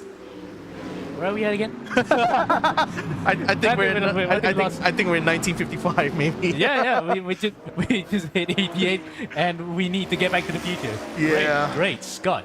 Great Scott indeed. Nandava, I think he's still in the lead of the race technically, but I think this is some sort of like networking issue that's causing his car to glitch around like that. So rest assured, I believe his car is still on the ground. It's just because of this, because of the latency in the server, it might have caused his car to do that. I think from his side, because the rest of us is fine, because you can see all the other cars there. So it might just be the connection on his side, and it might have caused grief because a couple of other drivers got spooked by it and got into the incident. But regardless of that, we're still having a race to watch, and for the time being though, Shake Fitri has managed to make it up to P4 from his starting position right at the end of the top 10. Now we're watching Zarif Adam, who has gotten a second wind for some reason. He's actually living it up in the bronze category, and he's going side by side with a veteran in the bronze category, which is Amir Rafiq, who came as third place in season 11 at one point. They're going at it side by side. The two Malaysians, who's going to give out the position? It looks as though the Toyota rookie had to concede that. Yeah, he had to concede that, but Zarif goes wide though, so he may still open the door again for Afiq to try his luck one more time. For Anwar though, he is already catching up to where Chester Elog is, so I think there might be a battle going on here for third place, on the podium here in fact, as Fitri, aka Kirin, is now hot on the heels of one of the track esports racing team cars. Yep. That actually hit them. That actually hit. I think that's Jeremy. Yeah. Oh no! And look at that. That might have bent his front suspension because the car is completely out of whack. Oh no, that's not what he wanted at all here. That's a bit of unfortunate circumstance here. As Nandava's glitching car may have resulted in the crash here for Jeremy. But look at the dive. What a dive from Shake Fitri to take the lead. Runs a bit wide, but he still has the inside line coming onto the carousel. Onto the carousel we go. Nandava on the outside. Kirin on the inside. Kirin has to barge his way through. Mustang versus Mustang. This might just be a result of going for the bump and run, but I think Kirin might have just made it. Yeah, he might. He can just hold on to the inside here. Chester Elok left out on the lurch here. He has to tuck in behind the other Ford Mustang here. The white one, in fact, is leading in second place right now. Still an opportunity for Chester in the next few corners here. He's coming up towards the main straight. If Chester can play his cards just right, he might be able to fight back by the time he gets back into turn one here. So I don't think that Kirin can really rest on his laurels quite yet. Waiting now if that's to be the case, but it's just a very subtle bump and run that was enough for Kirin to get up to P2, and looks as though he might have held on to it because he's gapped himself by about 0.8 of a second as it comes across the line. Now, further behind, look at that. It's not for to finish just yet, but across the line they go, side by side between Zarif Adam and Amir Rafi. They go into the inside. It's going to be very, very tight between the both of them, and once again, Zarif makes it 2-2, the same maneuver he made the lap before, and this time does it as well. Yeah, but still had to run wide though, and Amir Afiq is pouncing immediately on that, taking the inside of turn 3, bumping him almost off the track there, but still had to concede the space there as they still remain side by side now as we come down towards turn 5, a very critical braking point here. It's Vernon Uplier from the Philippines is watching on and hoping to pick up some scraps from this. Now we're getting into the braking zone. Amir Afiq on the inside, Zarif Adam on the outside, braking hard right now, touching as they enter, but Amir Afiq has the racing line, he has the position, and he is ahead of Zarif Adam Shazli. Oh, Zarif got really hung out to dry there. He had to concede the position. He was barged out, but more or less fairly and cleanly, because again, that was just a maneuver that was done. It's just a bit of afters with the touch. So Zarif will have to regroup because he's losing touch here to his immediate chapter right, but there it goes. Oh, Vernon. Vernon runs wide, and well, he didn't have to do much, didn't he? Just gained the position back away from Vernon. And what happened to Abler there? Well, he's actually fallen into the clutches of Alfico Ascar, who's now driving in the BMW for the M92 Motorsport team. Now, nice that a lot of these guys actually run their own deliveries. It's easy to identify them. But either way, Alfico Ascar then is now trying to pry open the door of Vincent Abler. Meanwhile, Zarif Adam is still up to the back of Amir Rafiq. Yeah, they'll continue this battle on. Look at him going around the outside aggressively there, but no dice, not enough speed around the outside in order to make that pass there, so he has to try again in turn 1 later on. And I got a feel for Vernon a little bit because he managed to capitalize on the mistake earlier, but as in like the bad position that Zarif Adam was in, but unfortunately made his own mistake on the very preceding next corner. Now this time around, he has a run up onto Zarif Adam. He's looking to try to regain a position here that he lost early on due to his own mistake. Is he going to be able to stick this time though? There's still, of course, Afik still ahead of the two of them, so he will certainly be taking that racing line and will be able to defend that. Zarif Adam has to go around the outside. Vernon not able to take the inside this time around, has to tuck in behind and stays in 6th place. Wow, all this while it's happening, the rest of the field's catching by! Oh, that's close! Vernon really coming out to the back of Zarif Adam. He might have had a scare of his life there. And for Alfico Ascar, he might have been watching through his fingers that was about to happen.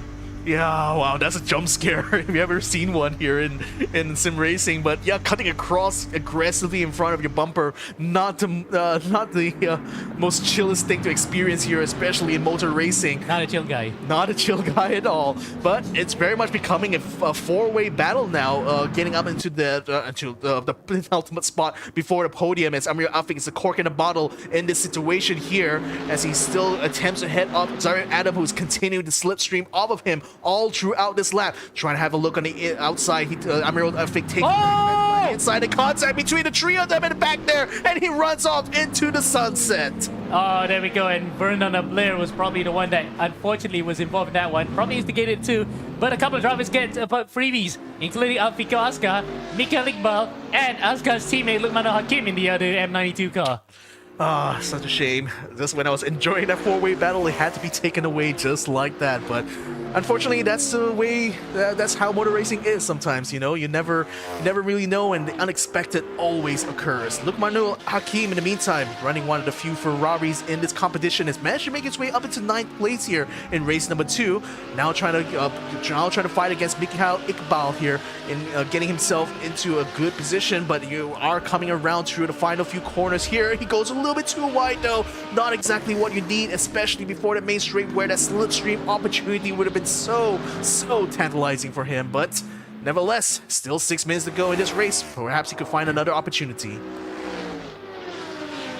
Yeah, and I think we know who that person that meant by Joel. Yeah. This is the one, Joel Mabau. In one of the only few Porsches, in fact, it's the only Porsche that we see in the entire grid, manages to pick up a few positions. Now he's up there in the top 10, but he's going to run wide. He's going to run wide. He's going to let Rezwan Shah through in the other car that's quite rare. Here's a McLaren too, no less. Lovely livery, my man. Oh, big hit behind! Elder Sharkawi and Nirosh Yashan. Nirosh gets the worst of it into the gravel trap. Oh, and I think he's going to call it quits there. Yeah, I think well, hope he should still be able to come in, but he's now way out of the points at this juncture, so I don't think that's going to be a good feeling for him for sure. Whoa! Whoa! Slamming straight into Mikael Iqbal just now. That's forced them both off the track. Shakawi is able to get past them. So as Joel Mabau, baby Joel as it were, is now attempting to recover back on the track. Not an easy thing to do when you're going uphill on a Porsche here for sure. But wow, that was a very, very bad hit for sure. Yeah, and that was on him because he made that mistake of going very narrow, fine, but then he didn't get the break in time, and that's what caused a major collision. And unfortunately, the innocent bystander is the savant, Mikael Iqbal. He's behind in P24, behind Yongjan, incidentally. So Yongjan also hasn't had the best of second races either. So unfortunately for the both of them, Oh. the highs of the first race come with this in the second. So the bit of a battle going on for P5, or rather P6 right now, as Malubai just got passed by Alfico as they come up through the final sector here. Reds one shot in the meantime, looking to try to continue this battle here with this other car here in front of him. Lukmanu Hakim in the Ferrari, still not able to find a way past quite yet. And for Shah though, he's certainly in a position now to get a slipstream on the main straight, so this could be a battle to watch out for here. Lukmanul from Indonesia now taking a rather defensive line, trying to break the toe that he's giving to Rezwan Shah right now, but to no avail right now. It's Shah is still able to gain on him. Tries to go around the outside here. It has enough speed though. I don't think that's the case, as Lukmanul Hakim still is able to hug the inside, still stays in 8th position. Yep, that's that particular battle almost done and dusted, because outside of that, Ashraf Zainal's Kota Manchis has gotten out of the way and smacks into, well, Joe Mabao. Well, I think for Mabao, that's probably unfortunate karma coming very quickly for what happened earlier, but what looked like a promising top 10 has gone completely pear-shaped. Well, at least for him, you know, he's still able to get back in the race and doesn't look as badly damaged, I think, compared to Joel's car here. So perhaps he might be able to catch up with him yet. In the meantime, JC Amores taking the inside. Can he hold on to the line though? Justin Raul Dev is able to regain a position right on the exit, so he didn't quite make that corner in the best way possible here. Now for Ainuddin, it's now attempting to try to jostle for some positions of his own as the cars start to come together here inside of the midfield.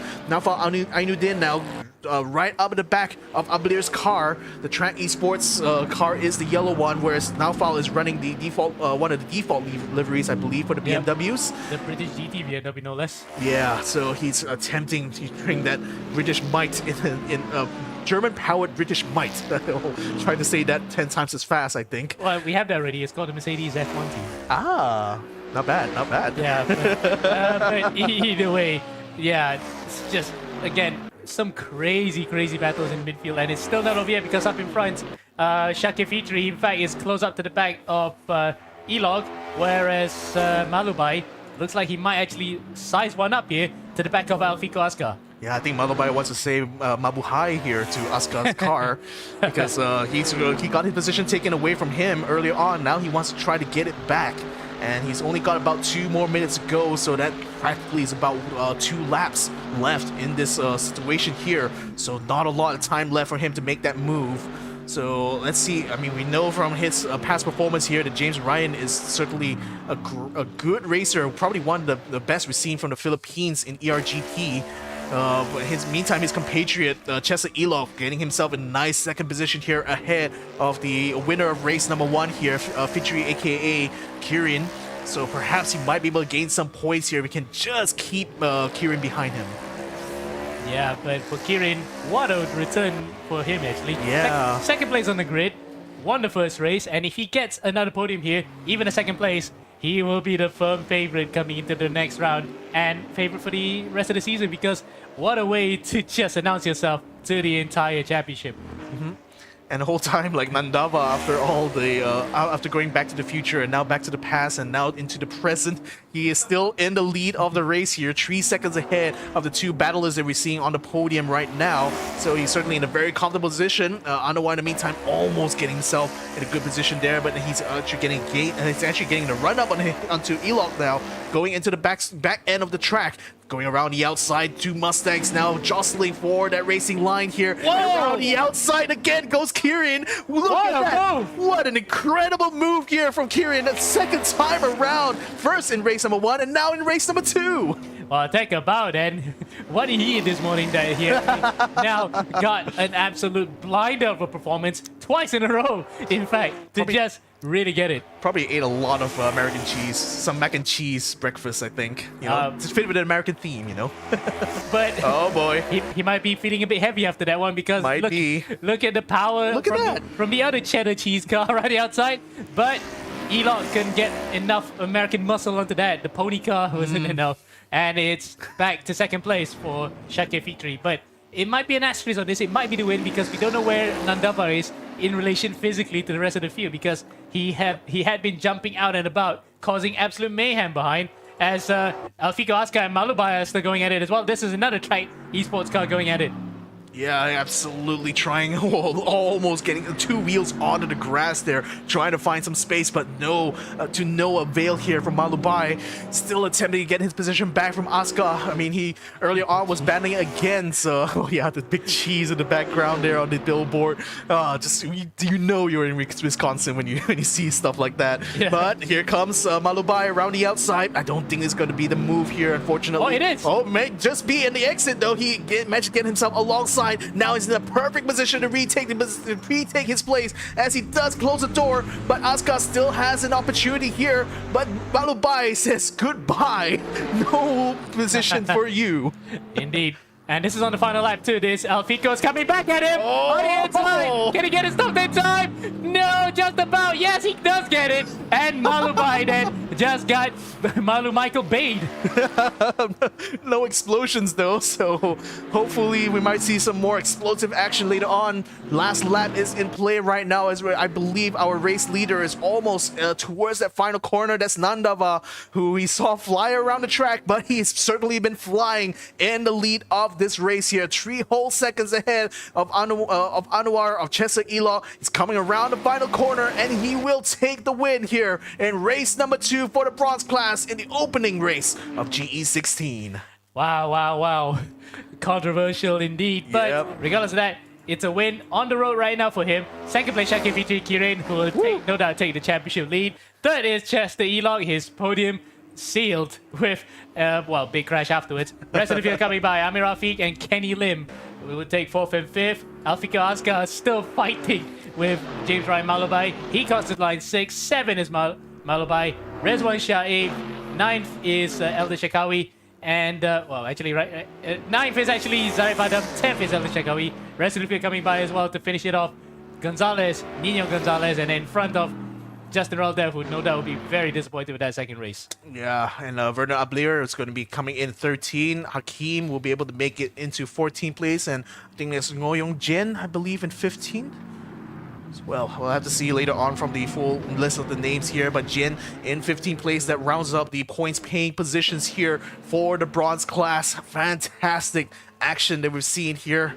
Wow, I mean, I'm literally quite out of breath already. Haven't seen so much action, controversial action, lots of drills, lots of spills coming into this one here. Who knows the amount of the amount of work that our stewards are inevitably going to have to do at the end of this session here. Indeed, and it's still not over yet. We still have, well, normally we don't see that many stewards reports in the gold and silver classes, but regardless of that, we cannot wait how that goes because the entree really made us feel full. Now it's time for the main course to finish off the day.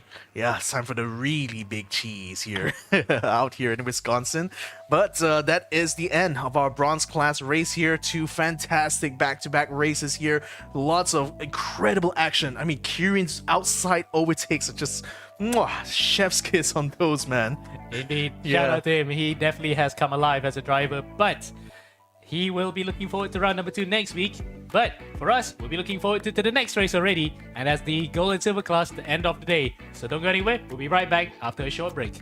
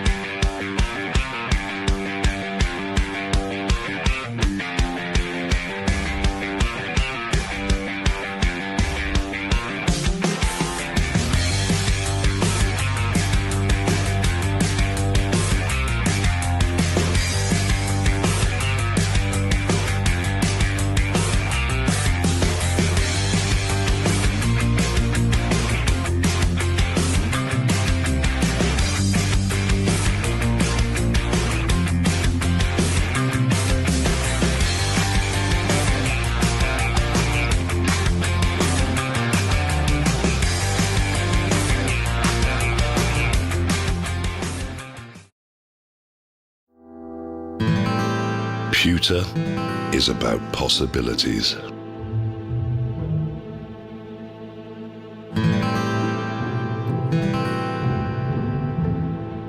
It is an idea made real.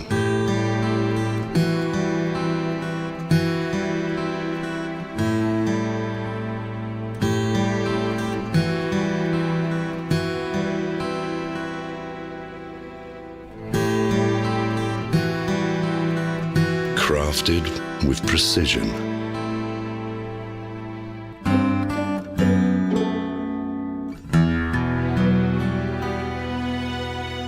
It can make tradition timeless.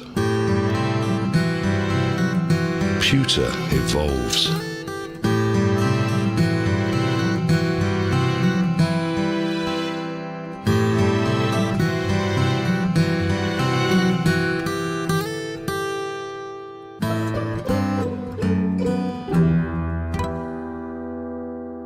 When allowed to be free, it can captivate you.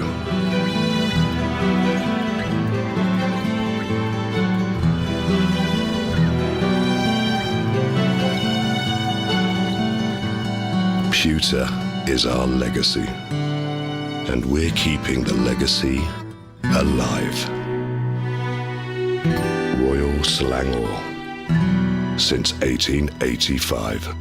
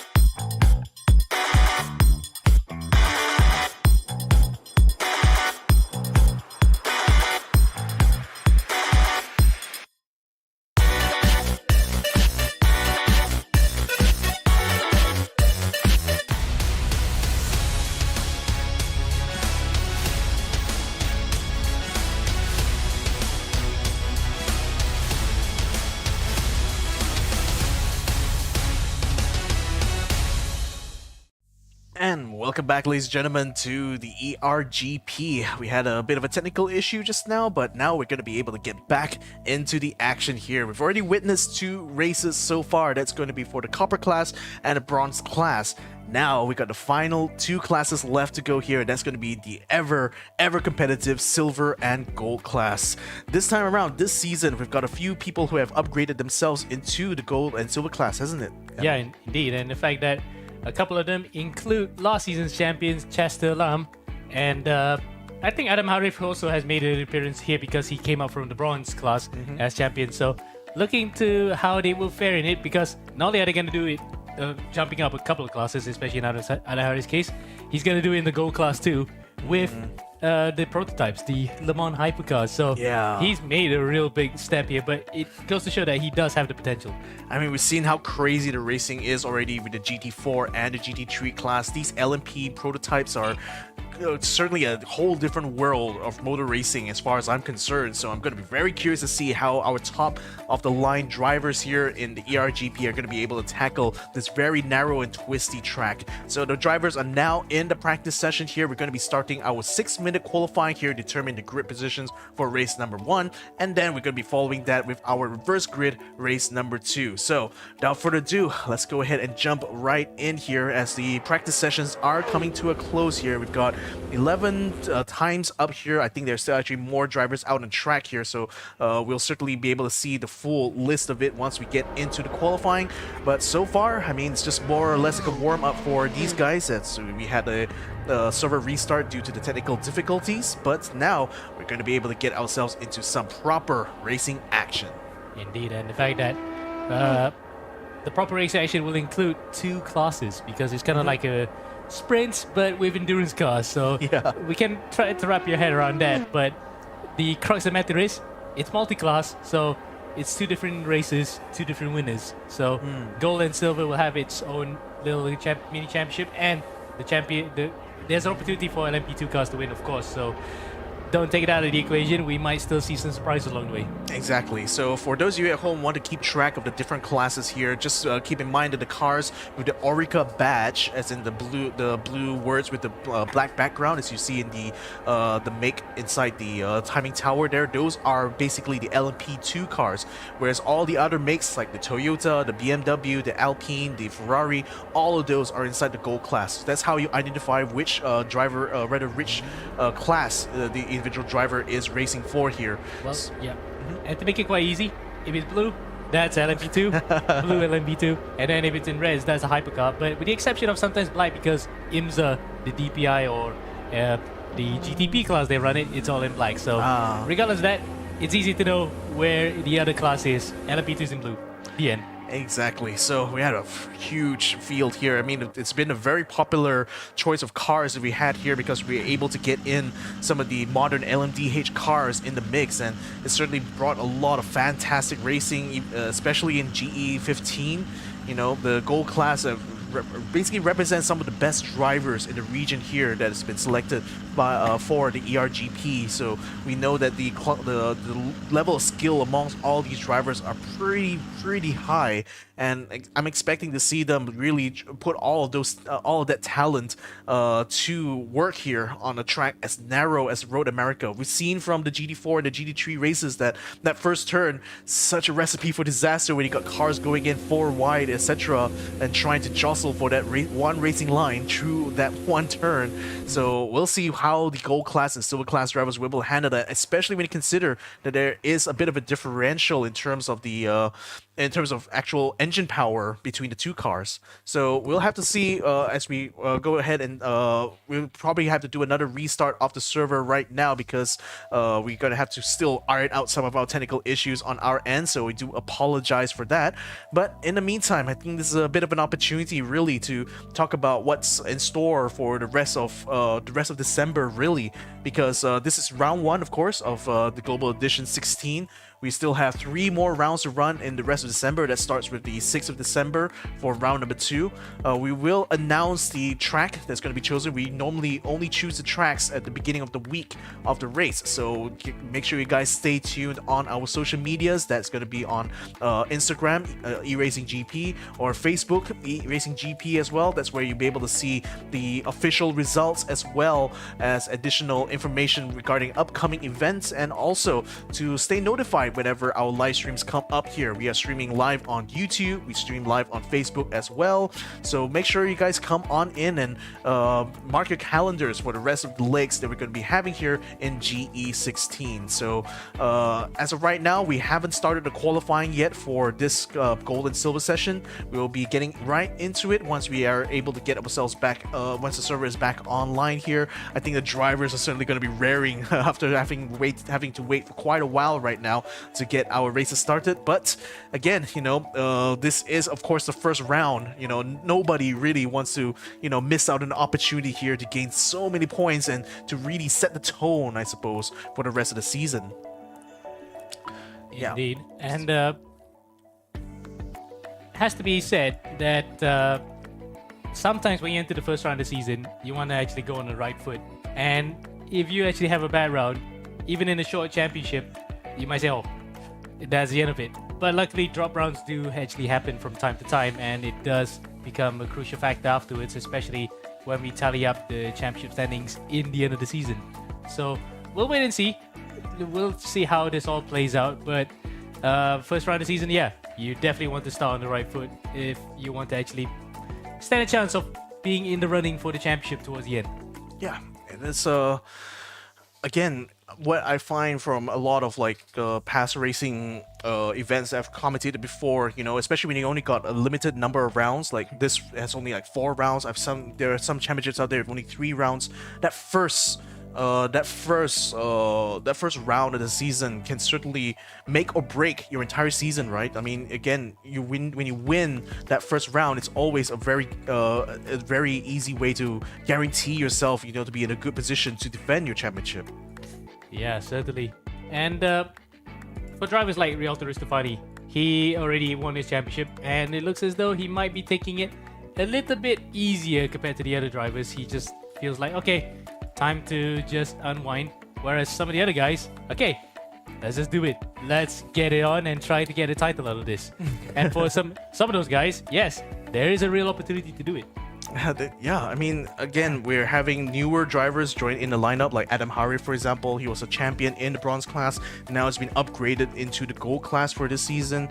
We've got a lot of hopefuls inside the silver class as well. They've been they've been competing for multiple seasons as well, also looking for an opportunity to get themselves into that first class seat, as it were, right? So again, plenty of opportunities abound, and it's really up to the drivers themselves to actually perform during these races.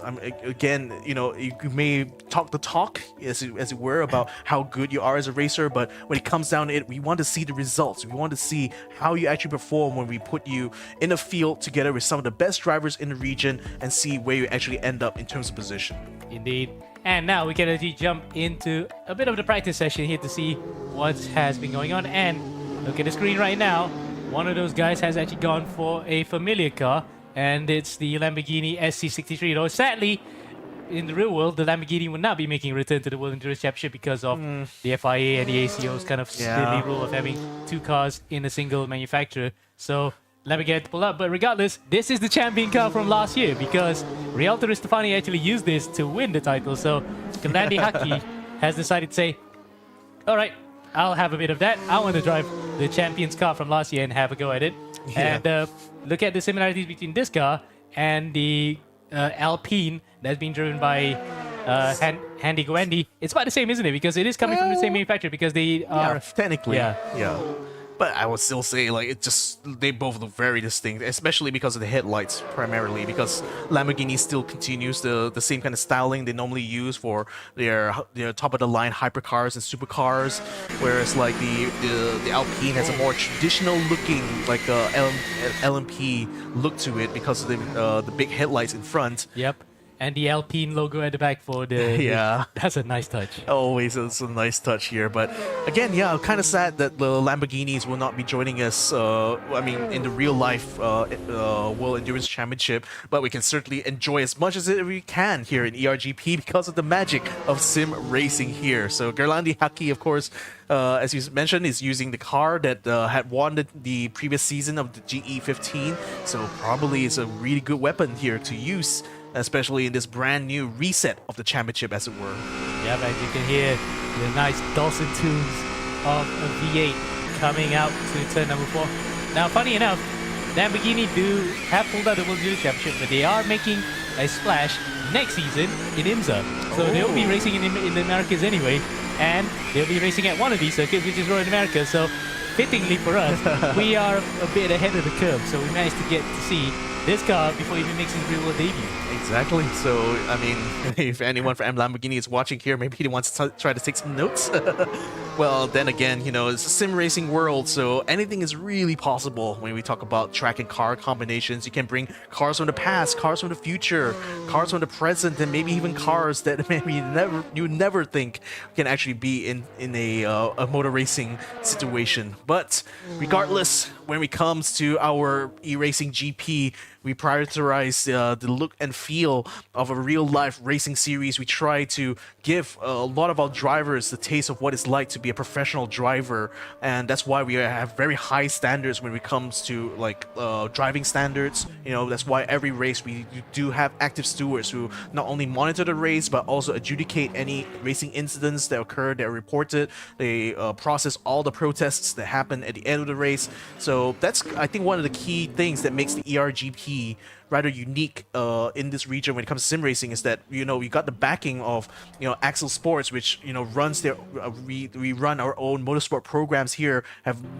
many years of experience, you know, doing so as well. So really, you know, this whatever we can, we are giving back to the sim racing community, in that we're offering them these kind of opportunities to give them a very conducive environment for them to actually develop as drivers.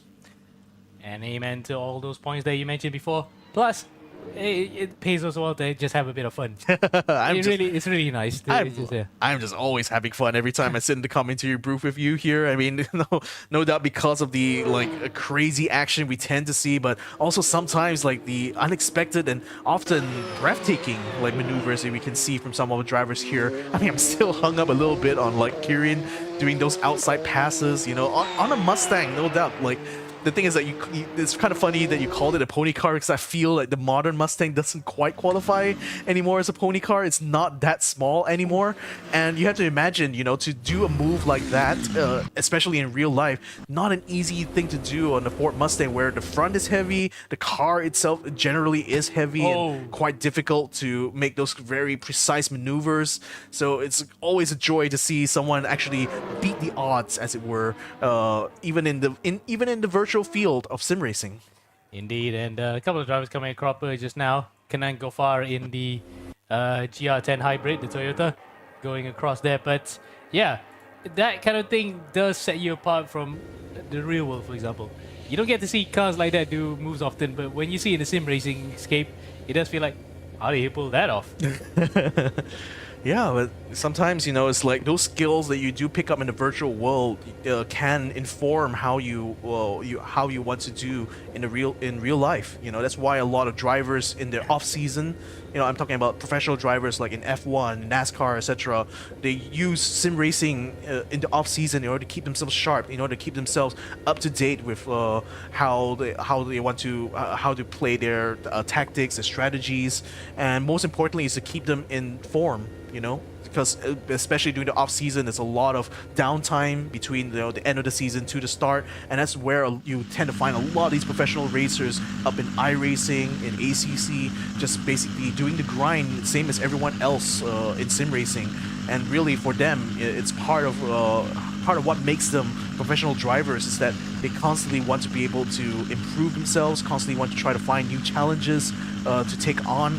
And frankly, it's such a useful tool to have sim racing in your arsenal here as a professional racing driver, because it just gives you infinite opportunities, to try different combinations, maybe different kind of strategies when it comes to pit stops and such. And most importantly, is to keep you always sharp, always on your toes as you go out as we go out into qualifying here. So many of them just rushing out the gate here because they already want to set their banker laps here.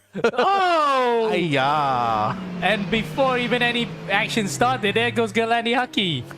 Oh, that's not Haki. That's Haki. That's another Lamborghini, unfortunately. Yeah, and I can't pick out which one is that, because that was some crazy moment even before the race started. Yeah, I think it might be Tiansen. I mean, it's number 22 right now. Christiansen, yeah, it was Christiansen in the other Lamborghini that got knocked off. But did you see the way that the car streamed out? That's a sight and a half. I mean, imagine that in real life, but it's not too. In reality, it's not too dissimilar to real life, because especially when the pit is open and people are allowed to go out, they rush out immediately because they know that just by virtue of being in front of the pack, to start the qualifying, you get clear road in front of you. You get less interference from anyone else, and that can certainly help put you help you kind of like get into the groove, as it were, for qualifying. And look at that. Some slipstream politics are at play right now, and off the back of a hotly contested election in the States itself. At least there's no two parties that to be fighting over. It's just it's multiple parties fighting. It's fun. I mean, funny you should mention that Wisconsin is literally a battleground state in the last election. So yeah, there you go. Another battleground coming out here. Yeah, but instead of two parties, there's multiple parties involved. And luckily for them, they managed to settle themselves a bit now to give themselves a bit of a gap to start their banker laps. And the first driver to come across that line is a former champion in his own right, the silver champion from a couple of seasons back, Kanzani Ramdani, in the Ferrari 499P. Yeah, and a beautiful blue. Like, I somehow feel like baby blue is always the color to go with if you race a Ferrari in the States, because, history and all that. Well, it's just for one race though, because of, True. disputes between Enzo and the state of Italy itself. And the fact that they had to run under the North American Racing Team banner because it was the only Ferrari distributor that was trusted by the prancing horse. So it does become a factor there, and why Ferrari and Blue somehow match. But at the same time, it's all a manner of blurs. Yeah, but I just love like these like callbacks, to legacies within motorsport history. So it's great to see Kanzani Ramdani as well, coming up into the gold class, fresh off of his silver win. So we'll see how he performs, especially when you know that gold class is fielded by so many powerhouse drivers here, from all over, not just Malaysia, but you also got drivers from Hong Kong, from the Philippines, then now Indonesia as well in the form of Kanzani Ramdani. So it's a very stacked field that we have here in the gold class, and it's oftentimes, especially at the start of the season, it's always kind of a discussion, isn't it, about which drivers do we keep in the gold class, which drivers do we upgrade into there. It's a very selective process that we apply here at Axel in order to determine the kind of people that are allowed inside these grids. Yeah, certainly we want quality over. Sometimes you want quality and quantity. We get that here right now. There's plenty of quality in the field in amongst the quantity. So good news is that it's actually well behaved at this point. As apart from, you can see Ramdani pulling off some weird driving tactics there, coming across the line. He'll be the first to set a proper lap time. No, that was in fact a banker lap time. Haki as well. But for Luis Sia, he's the first to break through, and it's a 47.4. So he will say to the rest of the field, beat that. Well, just been dead. Yeah, let's say that, yes. There we go. Yeah, there we go. The 146s are piling in now. We got Adam Harif in the Toyota sitting at 146.6 as well. Roy Numer Rip. Oh, he's up there with a 146.7 as well. So it's going to be a very tight front row, I think, when it comes to that qualifying. But we still got time yet. We still, when you look at the lap times that these cars are producing, it just really exemplifies how much faster these Le Mans hypercars are compared to the GT3s we saw earlier, isn't it? Yeah, by miles, in fact. We're almost about 20 seconds ahead of them in that regard. But the thing is, these cars look almost effortless, and they are heavy machines in racing terms because they're about over 1 ton. Yes, it looks very light, but they're actually a ton. So They're not as nimble as the old Le Mans prototypes, the LMP ones, but regardless of that, still quite nice to see wheeled around racing circuits of the world. Indeed. And now in Road America here, you're going to be potentially seeing a whole new batch of competitors here vying for the crown here in GE16. So who is it going to be? Is it going to be Roy Numer Ripper Rip once again? Is Adam Harif going to be the contender in that regard because it's already a 10 faster? Ooh, someone just went off the track there in that blue Ferrari. That's Ahmad Jusman. Yeah, our pole sitter. Yeah, pole sitter right now, unfortunately. I mean, still on the pole for now. But with 30 seconds still remaining, I think there's still more times yet to be seen here on the board. So he may not be that secure in that position, may be able to make the most of this final lap here in order to try to either match or even improve upon his time. Roy Rip, though, has fired a massive salvo here, 145.8 here. That shoots him right up at the top. And as I say that, Alexis Clapano, also from the Philippines, moves up into the 145s as well. And Rajam Rashakat only 2,000s behind. Game on. And they're on their final laps, though. So this is not over yet, Vic. Not by a long shot. This is going to be a very tight qualifying session. Ripper Rip also on his final lap. He's further up in front. Wowee. It's all kicking off. It's the battlegrounds now in qualifying, even before the races have begun. Can you imagine if this is going to go on the entire season? What? Oh, Jusman! No. Oh, well, there we go. Well, that's it. That's one battle lost for him. Yep, so not able to break into the 145s. He's going to have to take the checkered flag there. Vishnu as well takes the checkered flag here amongst the top 5. We still got some more times to go here. Alexis Clapano is still continuing to run out on track. Does he still have an opportunity to make another run here? This could be crucial. But anyone else going to be breaking the 145 soon? More checkered flags coming out, but that's mostly below the 146 line here. Go Andy turning it into 15. Iman Ryan managed to qualify himself up into the 8th position here. Iman Ryan, if you remember from the bronze class, has been a fierce competitor in that category.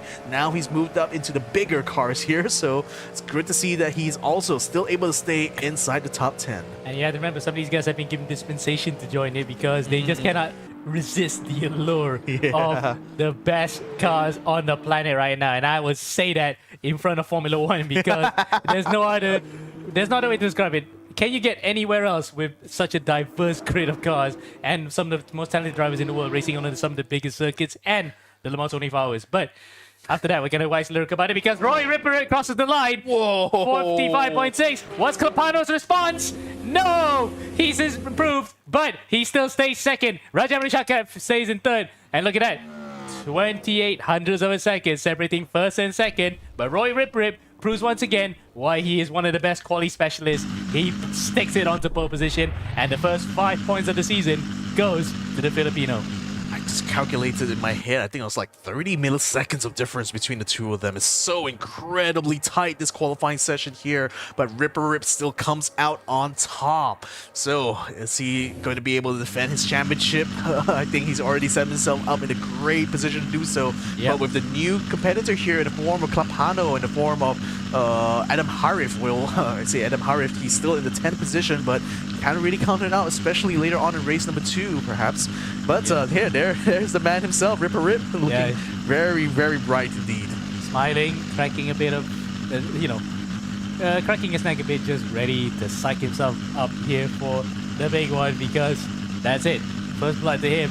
Now, he's trying to finish the job. And he's got his fellow Filipino right beside him in Capano, so he'll have a bit of a safety net in front of Shaukat, Rajamil Shaukat, and Galandi Haki. But look at that, 4 manufacturers in the top 4. It's just like the real world, isn't it? Yeah, exactly. I mean, so much more diversity in terms of manufacturers, in terms of teams running here. I mean, that's why the WEC, I would say, for a lot of motorsport fans, is one of those series that you definitely don't want to miss out on because the racing action there is so much more competitive, I would say, compared to a lot of other Premier Series. And, you know, we had one of the best ever seasons of WEC just recently as well. So, this certainly, you know, you're just getting a little bit of a taste of it, I would say, coming into the eRGP. So now, we're going to have all drivers lining up on the grid here. Roy Namer Ripper Rip will be alongside his fellow Filipino, Capano. Got got Raja Amir Shaukat and Indonesia's Haki right alongside in the second row. Ramdhani from Indonesia is going to be alongside another Ferrari in the form of Jusmin here in the third row. And everyone is now waiting for those red lights to drop. And of course, key point to note that there is a second race in between this race itself. Muhammad Fazal Alim has gotten pole position for the silver class in LMP2. So he's in front of the two favorites as well, might we add, because the Hong Kong drivers, Dominic Poon and Felix Young, for passionate esports, they're ones to watch out for. But now then, this is where we get the tensions to rise. We're getting ready for the first race of a brand new season in gold and silver for Global Edition 16. Round 1, race 1 here at Road America. The revs rise, and we are underway. It's a poor start for Raja Shaukat, and further behind, Cameron James had to take evasive action as the rest of the field now stream up to turn number 1. Who's it going to be taking the whole shot? It looks as though it's Rip Rip, but look at Haki. Haki behind in the Lamborghini pushes Clapano off. Everybody funnels out into turn number 1, and well, that is a messy one, and someone goes off, and it looks like Gofar into the barriers. Yeah, and Raja Amir Shaukat is just struggling to try to stay out of trouble throughout all of these kerfuffles going on. Cannot go far, gets hit one more time, spins off the track there, and has to rejoin probably in 25th place. In the meantime, Adam Harif has somehow managed to climb his way up into 4th place. He's now alongside Raja Amir Shaukat, cuts around the outside here, trying his very best to get in 3rd place, but Raja still has a racing line, still has the inside line going to the next one. You can see Roy Demare losing a position there to Haki as a Lamborghini moves up into 1st place. Adam Harif now still tucked in this battle here between the two Toyotas, but he had to concede that 3rd place there to Raja Muro. Oh, there's somebody else further behind. That looks like Muhammad Dafar in the BMW as he is swarmed among the LMP2s. There's the leader in the LMP2 class, Fazalim. Oh, there goes Christiansen. Oh no. Christiansen off into the grass. Well, he's not had the best of starts at all. He even crashed on the way out in qualifying. But either way, look at this exciting field of prototypes heading your way through the King. Flat out, nobody lifted there. They know full well they have enough aero to come by as Imarayan challenges Kanzani Ramdhani coming out to Canada corner. When the cars are these fast, you know, the margin of error is just so small here for these drivers. So they know this is the case. They cannot bump and grind as much as they like to, especially in GT3. This one is the real deal right here. So Imarayan now doing a very good job of trying to stay on Kazani's tail. Now he has a slipstream, a bit of a rumble there on the grass for the Ferrari. But look like the Cadillac should still be able to keep up. Roy Demerdo under challenge here for Raja Amir Shaukat. Raja has already overtaken him before the breaking point. This is looking really bad for Roy Demer if he cannot regain those positions. Well, he pulled off a super lap in qualifying, but it looks as though early doors race pace may not be favoring the Ferrari as opposed to the Toyota or the Lamborghini up in front right now, as Adam Harif is going to be fancying his chances here, as Alexis Clapano, who started 2nd, has dropped all the way back to P5.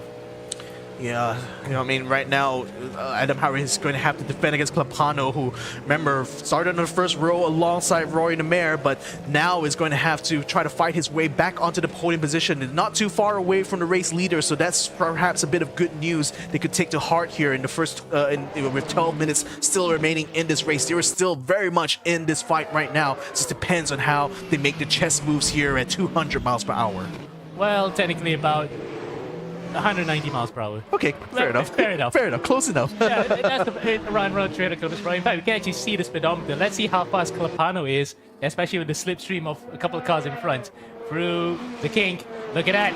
No speed drop whatsoever. Yeah. It literally did not drop at all. That was flat coming through the kink. That's scary. That's 300. There we go. Just 190. That's the amazing thing about these machines, right? There's so much grip, so much downforce, and it's incredible that cars this heavy can actually move just like they do here out on track. A bit on the grass there for Alexis Capano, though. That's going to lose him quite a bit of time here in the Wheeland car.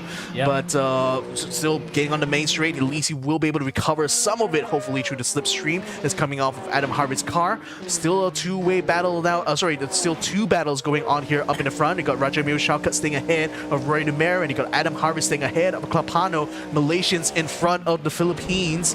The car has just gone off the track there. I believe that's a back marker, maybe. Yeah, Kanang Gofar has actually come into pit lane after whacking the barriers, incidentally, on the opening lap. So at least he's staying clear of the way. In fact, too much out of the way. Yeah. Oh, that might cause an accident. no, that's not what you want to do there. Shawn Michaels getting caught out there. Just an unfortunate victim in that circumstance. Gets collected by another car in the Alpine there. I think that's Andy Guandy. Yeah. And both are Alpine, so that's a double French murder, unfortunately, for Andy Guandy. And he stopped his car onto the track, so that was unfortunate. Yes, you might say that he wanted to get out of the way, was Gofar, but he was way too ambitious in trying to stop the car on the grass and unfortunately caused unintentionally multiple pileups afterwards. So that is definitely 100% on him. Yeah, I mean, if you want to give way, you stay off the racing line, but stay on the track though. Like going off the grass like that means that you basically lose control of the car, especially under braking. So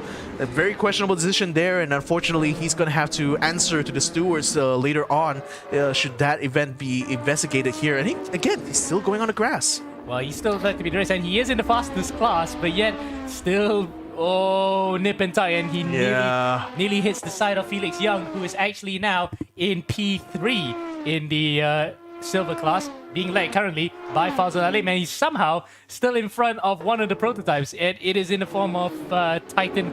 Yeah, that is Titan Korean one. I'm surprised someone is named after some god-awful creatures that actually eat people. I mean, come on, Titan's just a word for a giant, and I think he's certainly looking like he's got a big heart for himself too. I mean, especially now that he's gaining on Fawzi Alim, should be able to pass him here, no problem whatsoever. The power coming out of these LMDH cars is just too much for the LMP2s to actually compete with here. So that was a foregone conclusion. Now he gets himself back on track here ahead of the Oracle. But might have cooked him a little bit there. Fawzi Alim just takes the opportunity and slinks on the inside. And this is not even a battle for position in class. This is actually for overall. Right. And he did for class. Right now, last on the road in the hypercar category, besides Dafa, of course, is Korean 1. So Korean 1, Titan now. Well, I think he's named after the moon itself, the moon of Saturn. Yeah. I mean, it's Saturn, yeah. But anyway, Titan showing off an absolutely titanic battle, but Fazal Alim was thinking that he could do it even more so, but to his detriment, has allowed Ali Awafik Priyanatha to get out to the back. So this is exactly not what he wanted. He's now allowed a driver in his class to get out to the back of him. So the silver class right now, battle for the win, is now on. Yeah, Prinata now in a good position here. You can see Fawzi Alim ahead of him, so he knows that he's not too far off in this race here. He can certainly try to fight back for it. Rajamil Shaukat in the meantime, getting himself within half a second. A spin out there from one of the back markers. Dafa, unfortunately, blocking the road there. He's going to have to get out of the way and hopefully rejoin safely. Yep, okay, that's now in the safe zone for him here. But Rajamil Shaukat continues to give his chase. He's now lost a bit of time there, unfortunately, as we cut back to him on the main straight, so not able to take any slipstream off of that. But in the meantime, I think it's a battle brewing behind the two of them. There is a three-way battle going on now for third place. Ramdani is now caught up to the slipstream of Klapano, so he could certainly start thinking about some strategies to play here in the 7 minutes here. Iman Ryan tried to cut around the outside, but looks like the Filipino and Ripper Rip is looking not too shabby, but unfortunately has lost quite a few positions here. Ripper Rip has. When he goes onto the grass as well. Car hops again. Remember, it was his Ferrari that we saw at the opening lap. Yeah. Jumping on the grass, literally flung into the air.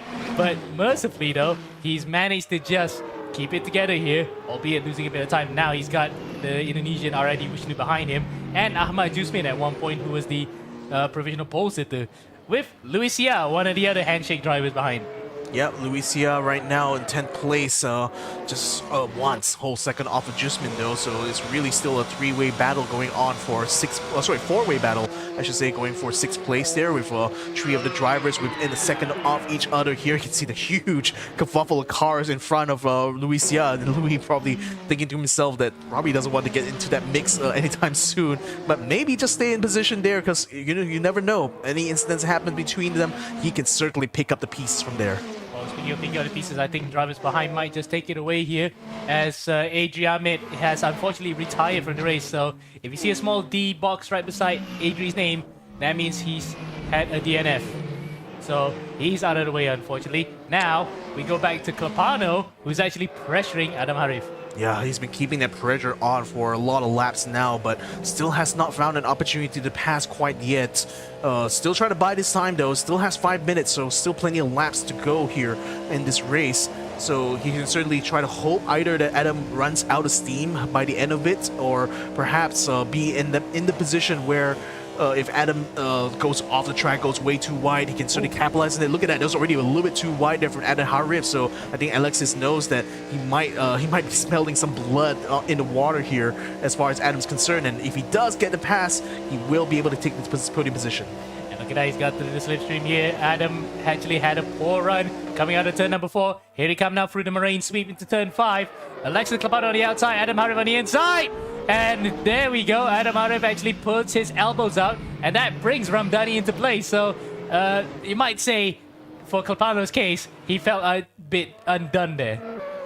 Yeah, that's not a good feeling for sure for him, but now he can still continue to try to focus on here and try to catch up to him. But with Ramdani now hot on his heels, he's gonna have a lot more to think about the next time he decides to make a move here. For Kanzani, he is certainly feeling it right now. He's feeling like it's looking like he's getting faster and faster as the laps progress here.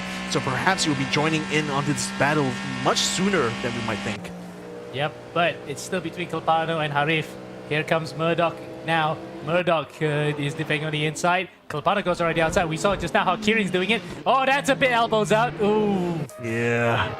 We're grimacing for him because that might just bring up an inquiry from Clapano to the stewards. Yeah, so Alexis at the moment still stuck in behind. Still a three-way battle going on here for third place here. Final spot on the podium. A very confident spot for everyone involved, especially for Adam Harif, you know, coming in as a champion from bronze class. He certainly wants to try to make a name for himself now in the gold class. So holding up, no, went way wide there. That's going to open the door for sure. It's now Clapano pounces on it. He moves up into third place. Adam Harif able to stay just ahead of Ramdani for now, but he is certainly not feeling very good after that. Oh, certainly, but I think for Clapano, he feels like karma. As Alonso would say it. He manages to get a position, but now it's going to be Harif on the outside. Murdoch, can he make it? No, not enough of a line. Ramdani, though, is watching brief. Imarayan, Roy Rip Rip, and add Jusmin to that. So two Balapan random guys are close together. This is amazing stuff. Look at this. I know. This is for the battle for the podium, and we're not talking about even at the front. You can see there a bit of that. Shaukat is just half a second behind Galandi Haki, and everyone's taking to the grass even just to use every bit of road here to get that small pace advantage. Yeah, just every inch of track must be used here, especially in sim racing. We know that for a fact here. So this really threading the needle right now here for Adam Harif, as now he's in the position that Clapano was in earlier on, where Kazani Ramdani is putting the pressure onto him, while at the same time Adam's trying to keep the pressure on Clapano, although I feel that Clapano is starting to pull away from him at this juncture. So 2 minutes still remaining in this race. Kazani Ramdani continuing to stay on his target here, which is going to be Adam Harif. And as right now, Rajamil Shaukat trying to put that pressure onto our race leader, who so far has not really put a foot wrong in this race here. So let's see how this will unfold.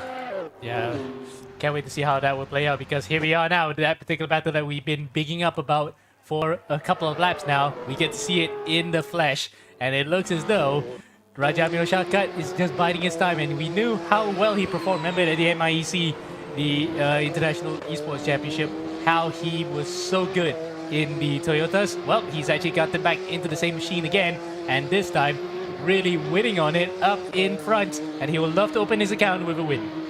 Yeah, well, Galadi Haki so far has done a very good job staying up in front. Now here comes the move here. Kanzai Ramdani around the outside of Adam Harif.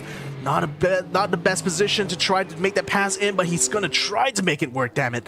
But didn't quite get himself in front of Adam Harif that time. Adam still stays up in front in fourth place. Yeah, but for how long? Because you can see some of the other hungry sharks right behind, including Iman Ryan, Roy Rip Rip, and Jusmin all involved here. There's about a few different nationalities.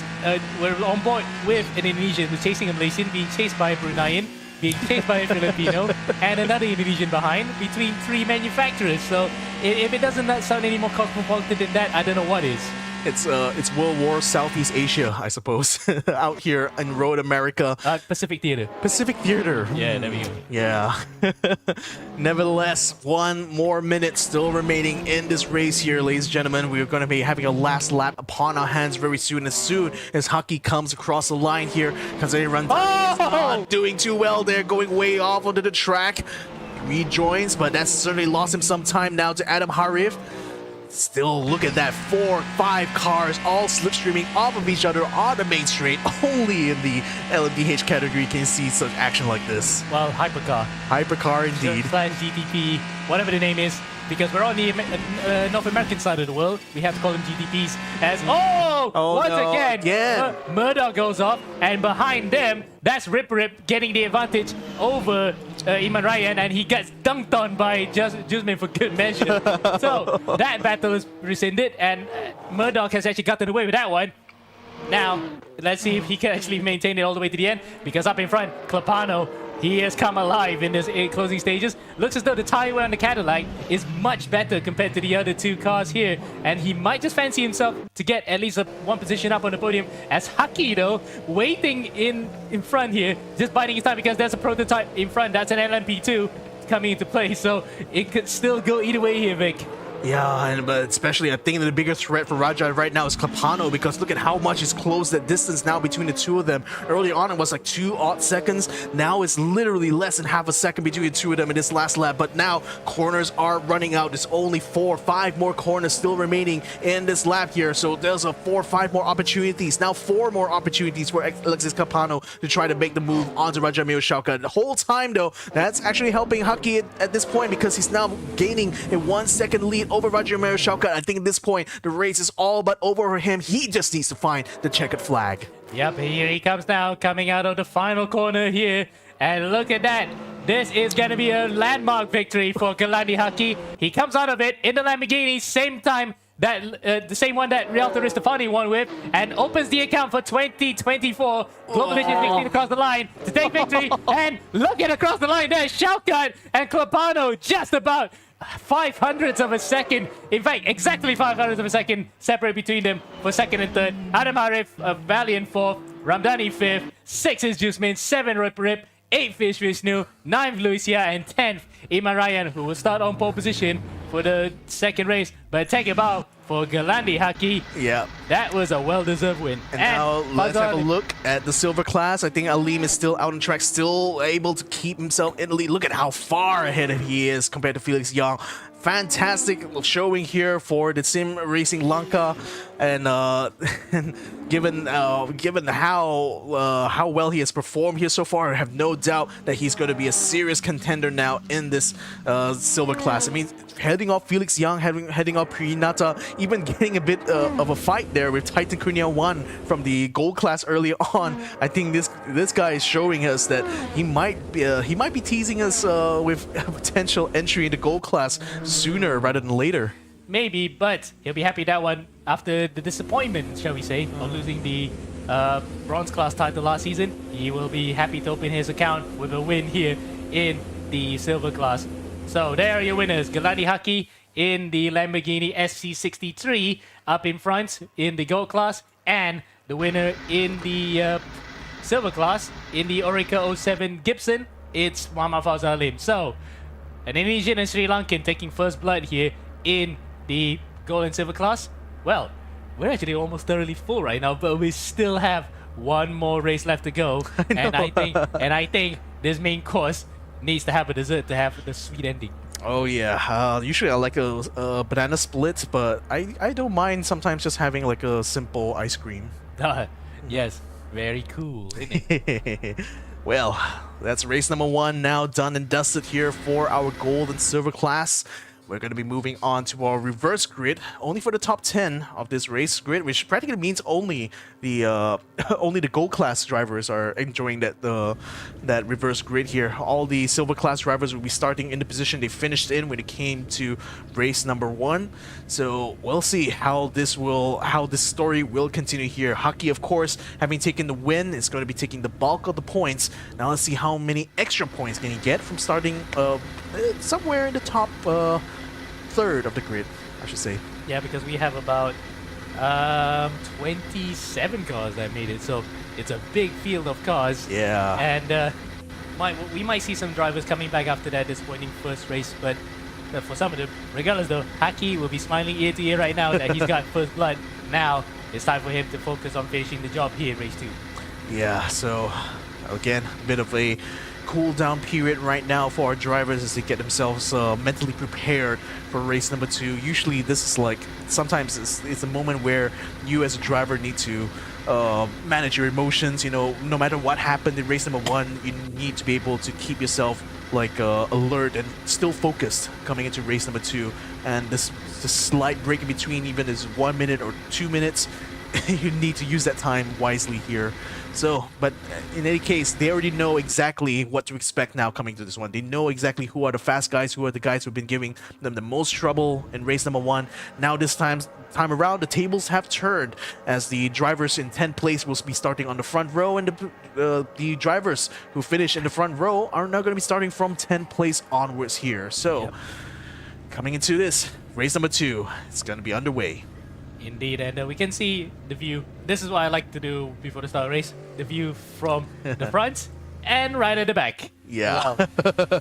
That's a lot of cars to overtake. And for Henry Wendy, who's in a prototype, in a hypercar no less, right at the back. Yeah, well, I mean, this just shows you like the difference, right? Like the view from the front, it's just clear road up ahead. You know, you can have a very clear sight of your objective. From the back, though, you know, you got so much more to think about. I mean, if anything happens in the next few moments, it's going to determine race number 2 here as the red lights are on and we're off for the final race of the night. A bit of a kerfuffle start right now. It's a bunch of cars now just fighting and jostling with each other. I think we're seeing a 3-wide situation going into turn 1. Whoa! We see Ryan, a bit of contact now onto Ryan's car, but he still stays on track, still stays on the racing line, still trying to fight for the front. Bit of jostling still going on all the way behind him. Oh, no. 3-wide-1, it's gone way off track into the walls. Capano. As Lucia goes around the outside. Capano now trying to rejoin, slides his way in now. It's just completely stranded now, collected by a silver class car. And Henry Goendi as well, for good measure, being involved in that one. But, oh, that's unfortunate. You know, that's almost similar to what happened to Helio Castroneves in 2000 here. As more accidents. Yeah. More and more accidents. And Iman Raya now, unfortunately, in the sand trap. Now rejoining the race. Turning off place. More kerfuffles going on up in front there, as I believe one of the Lamborghinis, Christiansen, got into contact with another gold class car. Oh, wow. It's all kicking off here, and it's only just the first couple of corners. I think this is the side product, a byproduct of what happens when the guys at the front start in the midfield and they get really antsy from the word go. Yeah, it's always such a chaotic situation here in these race starts when you got faster guys being held up by slower guys in front. And I will say that in relative terms here, these guys are still going absolutely fast here. Majusmin still able to stay in 4th place for now, is currently under pressure from Adam Harif, who managed to make his way up into 5th place here. So good on him, being able to stay out of trouble. But you got the race winner, Haki, from race 1. He's now hot on his heels, and I think with the speed that he's shown throughout race number 1, it wouldn't be a matter of time before he'll be joining the front of the pack. Oh, look at that. Ariadi Vishnu is coming to the pit, so he jumped the start. Would you believe it? That is disastrous. He had the lead. Now he has to see that all tumble all the way to the back. And he'll even fall behind Fazal Alim, who's actually up in the top 10 at one point. That's quite high for an MP2 car, as the rest of the hypercar field behind, fighting with him, with Shawn Michaels, who was taken out unfairly at his last time out. He is carving his way through. Every time I hear this name, Shawn Michaels, it's just thinking WWE for some reason. But nevertheless, I think it is. I think it is, isn't it? It might be based on that, or it might be his actual name. if his actual name, what a coincidence. But nevertheless, Shawn Michaels now defending his 13th place here, just behind Chris Tiensen. Trying to regain some positions here, no doubt, because of the chaos that happened earlier on in the lap. Fauzo Alim is not giving any face at all, though, to the gold class drivers, forcing Chris Tiensen to do it the hard way around. And finally, Shawn Michaels as well is able to file his way through from the silver class leader at the moment. So that puts Alim back into his natural position, as it were, here. But oh, Felix Young trying to go around the outside of him. He's not letting go go with this opportunity right now with all the traffic just flowing the way through. And indeed, behind them is Mohamed Dafa, who was also one of those hypercars that got into trouble at Canada Corner. He's now trying to overtake at the worst possible place, the kink, where Catherine Legg had her big accident in 2006. There's a reason why there's attenuated barriers nowadays to absorb any impact there. But if you saw the accident, her car was literally ruined. But yet somehow she walked away with it without a single injury. Wow, I mean, it's testament to the level of technology we have, especially for safety in our motorsports. Felix Young, in the meantime, he lost quite a bit of time though, especially with Dafa having finally passed him there. So it looks like he will have to put his little battle with Fauzo Alim on ice for now. 11 minutes still remaining in this race. We still have battles going up in front here as Ahmad Jusmin is catching up to Roy Numer Ripper Rip. Only half a second off of him coming out of turn 3. And Christiansen spins out in the entry into the pit lane. That's highly unusual.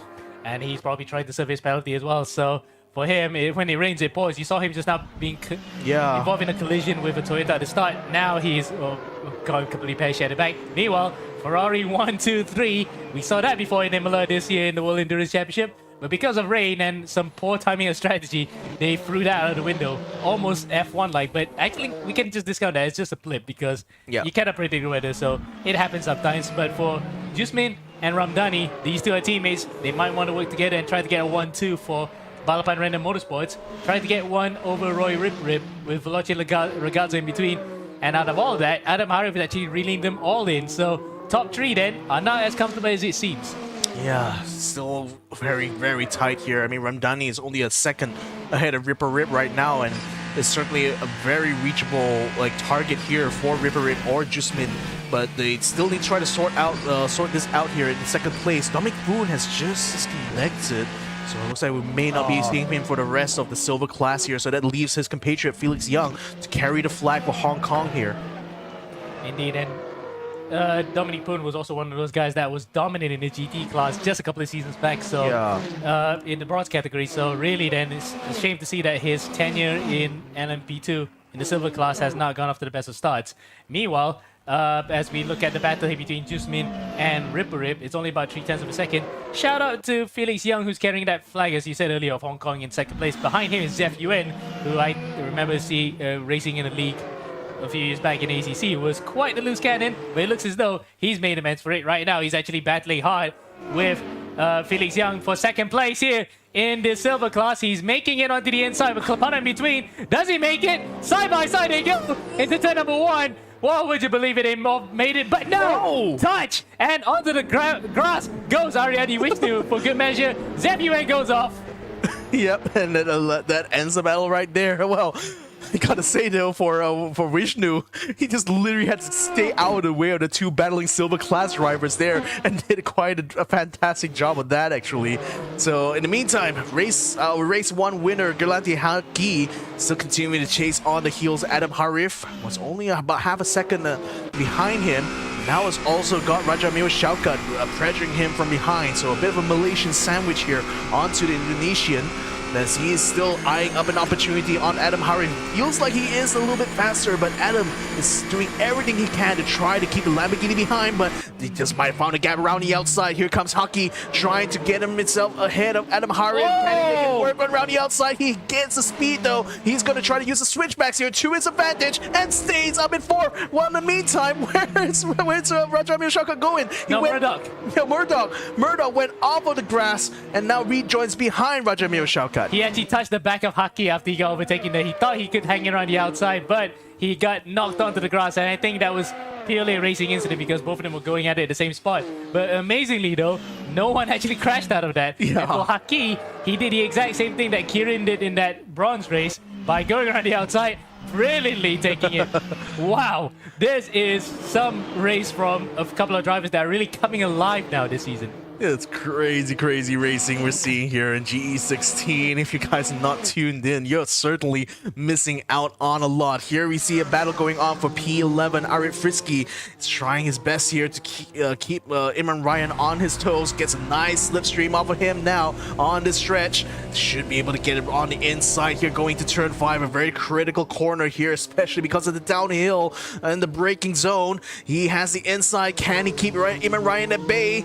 Yes, he does. Now he just needs to stay ahead of him in the next corner, and he will confirm his 11th place. And, well, he actually gave Imran Ryan a lot of space. He thought that he might have actually pushed him out wide, but that's fair play, you know, from Arif Frisky, because he didn't want to actually look like the type that just barged somebody out of the way to take a position. But Frisky now is aiming for the top 10 because, again, points go for the top 10 in race number 2, as currently being held by Shawn Michaels. So Michaels, after that, was what we can safely say was no fault of his own, got taken out by a backmarker who was actually in the same class as him, and well, put pay to what was a good position at that time. Now he's on his way to at least scoring a point as Frisky. He's not dropped Ryan by 1 bit. Yeah, Ryan, though, he's trying to fight back now. This time around the outside. No, that's not going to be the way to make the move here. He's going to try maybe on the exit or perhaps stay close to him when he comes to that main straight. So it still could potentially be a round 2 for this. Imran Ryan goes a little bit too wide, though,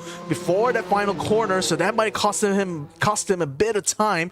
Very bouncy out here in Road America as now Imran Ryan now sizes up his opportunity. He tries to get a slipstream. He pulls out into the clean air maybe a bit early.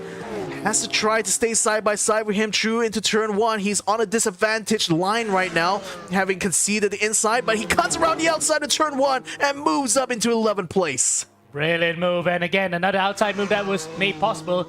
But to their detriment for Frisky and Ryan, they've lost touch to Shawn Michaels, who's actually pulled up a 2-second advantage. So he's going to be laughing all the way to the bank, albeit just 1 point in between him. Now, here's a couple of teammates, and crucially though, East Malaysians, Sorokins, Luis Sia, and Cameron James together. Yeah, both of them in 7-8 position respectively.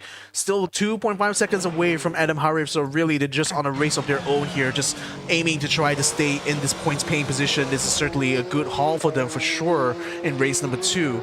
But granted, the rest of the field right now looking very much spread out here. We're not seeing many battles going on in the top 10, much less the top 20 or top 15 here. Felix Young, though, that's just been passed by Titan Kunia 1. Again, Titan still tossing it up together with the silver class drivers at this juncture.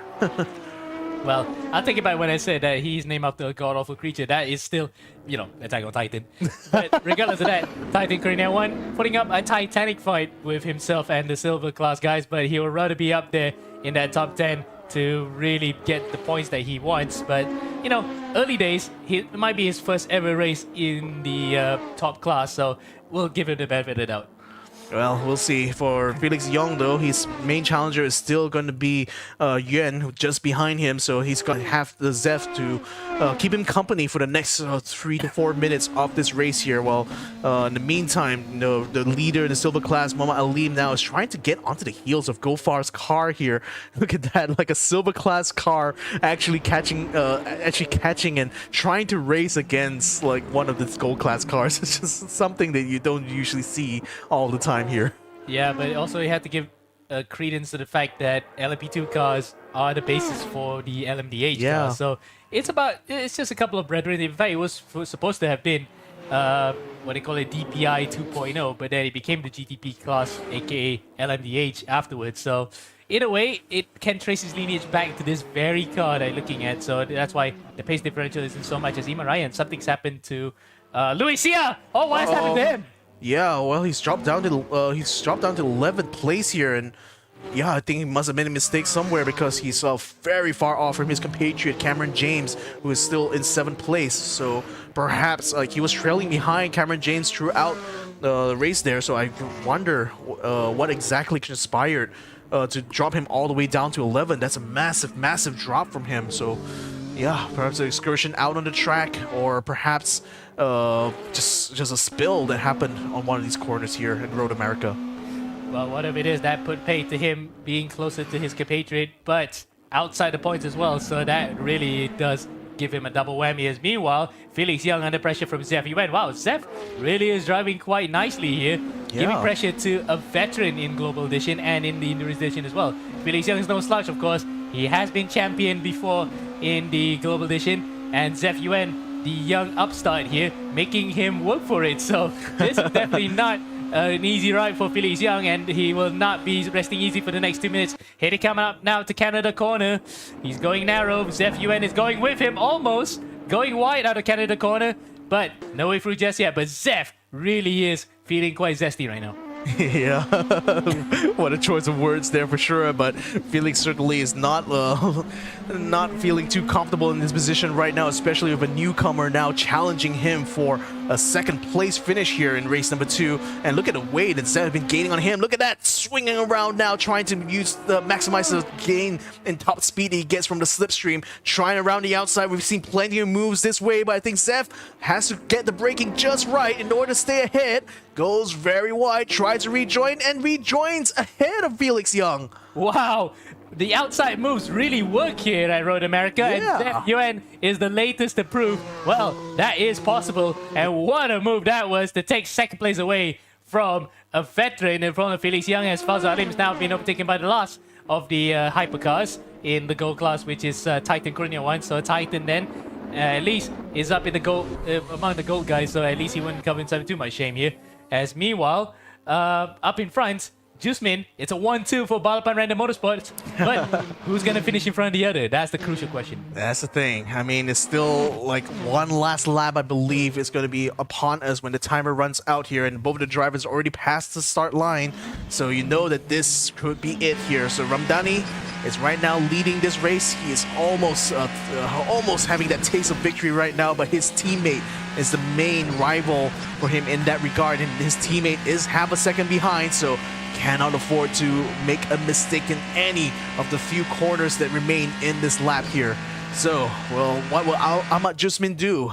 Is he going to try to keep that pressure going here on his teammate, or will they try to hold that position here? Because really, the battle is only between the two of them. Ripper Rip is 1 whole second behind. Not very likely he will be able to catch up. And here's the risk as well. If Jusmin makes a move onto Ramdani and whiffs it, that could potentially hand the lead over to Ripper Rip, who will be in a position to take positions if two of them come together. Well, that will be a driver briefing that we do not want to hear of, because again, first thing you want to do is to beat your teammate. But the second thing is you literally do not want to beat up your teammate. So that's something that Jusmin will have in his mind, and I think he knows that full well. He's almost a second behind here, so they're happy to have a BRM. Yeah, it's BRM. Well, yeah. Not that BRM that was in F1 years ago, but Balapan Random Motorsports, aka BRM, are gonna have a field day here. It's a 1-2 in race 2 of round 1 of Global Edition 16, and here they come now, coming out to the final corner. Then Ramdani, a one-time champion in the silver class, opens his account here for a win in the gold class. Coming out to the start-finish straight across the crest of the hill, and takes victory here in race number 2. He'll be delighted with that one, and Jusmin, his teammate, likewise will be delighted at a 1-2 is for BRM. Roy Ripperip is in 3rd. Haki will no doubt be taking the championship lead after this in 4th place in front of Rajamir Shakai. Well, that will be a rivalry that we've been brewing for an entire season. And shout out to Adam Harif in P6, Cameron Jane 7th, and young Ryan Musin, the 16-year-old, comes across the line in P8. Hey. Happy to get some points after a disastrous first race. 9th is Shawn Michaels, who just beat Iman Ryan across the line. Wow, great showing there from Shawn Michaels. Quite a recovery, actually, you have to say, because of the incident he had with a backmarker earlier on. And it's great to see he's still able to finish in the top 10 here. Luisia will be finishing behind Iman Ryan. Clapano, such an unfortunate incident that first turn, but still is able to finish in 12th place regardless. Vishnu makes it 13th. Frisky makes it a 14th place, and Titan Chronia 1 will be about 5 seconds away from crossing a line and taking that taking 15th place. Meantime, for our silver class drivers, Fauzo Alim didn't put a foot wrong at all in race number 1, didn't do any mistakes at all for race number 2, takes the win yet again for the silver class. What a back-to-back haul of points that he's going to have for himself. Felix Young comes across, he takes the checkered checkered flag there in second place for the silver class. And where in the world is Zhen Yuan? Zhen Yuan dropped down to 4th place, so that leaves Prinata to actually take 3rd place in the silver class. Oh wow, what happened to Zeph Yuan? We were bigging him up after that brilliant move that he did around the outside of Felix. Yeah, looks like Felix got the better of him. But unfortunately, probably out of our cameras, they had a collision somewhere. Yeah, a bit unfortunate there for Zeph Yuan, but nevertheless, I think there's a lot of potential for him, and there's still 3 more rounds left in this championship, so he could still continue to impress us yet. And here is the BRM parade lap, as it were. A 1-2 finish here for the Balapan Random Motorsports team. Fantastic showing for these drivers here, and again, what a way to cap off this gold and silver class race. Wow, I mean, it's been a perfect day of racing. All 4 classes in 3 races provided some real good stuff. So I don't think we'll be complaining too much about it. And it's great to see as well, like all the podiums just taken up by Ferraris this time around. So, well, at least for race number 2, like race number 1 is still going to be Haki. I mean, he's still effectively the championship leader right now in the season, having taken the win in race number 1, and still able to gain so many points in race number 2 by virtue of finishing 4th place ahead of 2 of his nearest rivals there in the form of Raja Amirul as well as Adam Harif. But a great showing nevertheless here. I mean, what a way to kick off this season here in the Global Edition, because now we're seeing so many good racers come out of the woodwork here. We got so many new drivers, new blood. They are willing to show what they're capable of out on track, and now we're just going to be here in the commentary booth, just sitting and just enjoying this whole season of racing. Well, it's point for choice. I think we've actually perfected the car and the class that is accompanying it. It just is perfect. So we just don't fix whatever's broken, and I hope that it will continue for the rest of the season, because can't wait to see how every single storyline in each class transpires. Yeah, so on that note, we're going to be taking a short break. We may be coming back with an interview from one of our gold class or silver class drivers, so make sure you guys stick around. We'll be right back after these messages.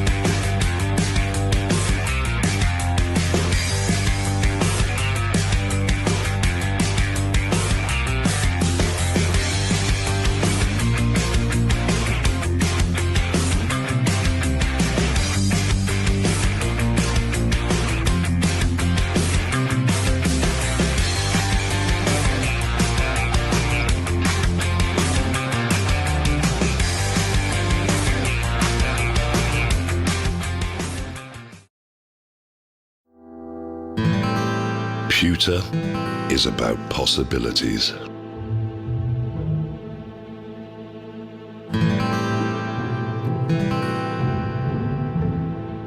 It is an idea made real.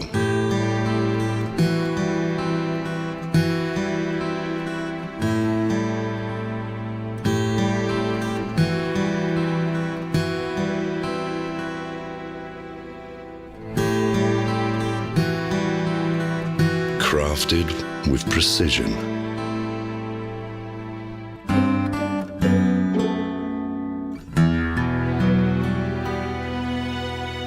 It can make tradition timeless. Pewter evolves.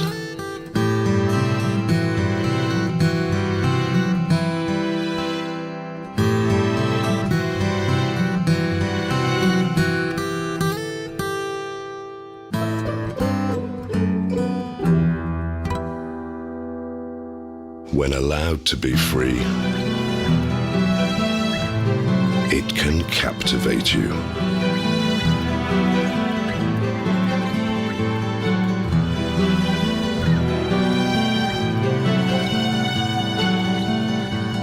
Pewter is our legacy, and we're keeping the legacy alive. Royal Selangor, since 1885.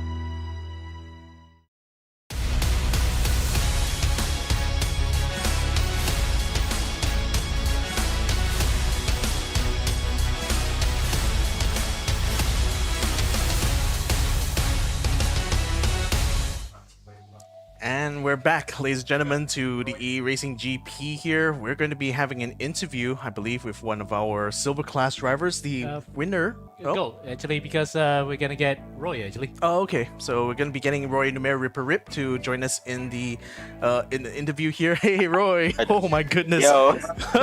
Oh, look at how you're just drenched in sweat right now, man. Oh, that must be a tough race for you, isn't it? Yeah, it was a very tough race, and I'm what can I say? In quali, yeah, I felt very confident, but when it came to the race, the cold tires very affected me on the first lap, and that dive on the inside with amazing dive on the inside with that Lamborghini. So yeah, I think I was manhandled with the extra heat of the tires from the pack and the behind, and I think I made some like bad decisions when it came to following the front car. So yeah, that made anyone from behind get a chance to dive me from to any corner. Oh man, I mean, I think your mate should be bringing the fan closer to you right now. You see, so out of breath here. But I mean, it really exemplifies how tough the racing is, right? Because I mean, as I've mentioned in the broadcast, the margin of error especially when you consider cars these fast is so small. So like, how do you really keep that focus? I would suppose as a driver in these kind of situations. Ooh, yeah. Honestly, these cars are very on the limit. Yeah. Any small mistake, it can cost you a tenth, even 2 tenths, and even like anyone behind you, they can overtake you when you yourself can make the mistake, because it's just that in the fine line between having good luck and having a very bad luck. So yeah, I made many mistakes, and even later I said decision making. So many capitalized on that, and I finished on P7. Yeah, it's fair enough. I mean, it's still a fair amount of points, which I guess brings me to kind of like how you feel this is going to play out for the season. I mean, you had plenty of success in previous seasons now, but looking at the field of competition here, do you feel that currently it's getting tougher and tougher to stay on top of this class here in particular? I think in this season, for the last 2 seasons, these hypercars made almost bunched up. Almost everyone had the same pace when it came to the race, so it was only a matter of being consistent. So yeah, I finally saw that these guys around me, that they are able to extract the cars, and yeah, it is a challenge, but it is a good challenge. It's not a good win if you only dominate. But I think this is a very good challenge to test every driver's skill. Yeah, well, on that note, it's great to have you in the interview here, Roy. So hopefully we wish you best of luck for the rest of the rounds here. And yeah, thank you so much for joining us here. Yeah, thank you so much. Hey. So he'll take a nice deserved shower after that, because that was hard work. That was a real hard work that he put out there. I can feel it, because even though it's just short sprint races, but the amount of work that goes behind the scenes to drive there at your absolute peak, just to maintain the pace, as he said before. It was a fine line. So really, I think we've nailed it with the selection of the cars. This one. So hopefully we can see more surprise winners and more close competition. It is guaranteed, isn't it? The hypercars have really delivered. Indeed, they have, and we're going to continue to see a lot more of them as the season progresses. So make sure you guys join us again on December the 6th, because that's where round 2 of Global Edition 16 will be taking place here. It's going to be the same time, same place as well. So make sure you guys are subscribed to our social medias here, and also subscribe to our YouTube channel here, because this is where we are live streaming all of our races here from the ERGP. So on that note, I think it's going to be time for us to say good night to all of you. My name is Victor Cax. Join me here is Ammo. This has been Global Edition 16 round number 1. So we'll see you guys in round number 2. Until then, good night and good luck.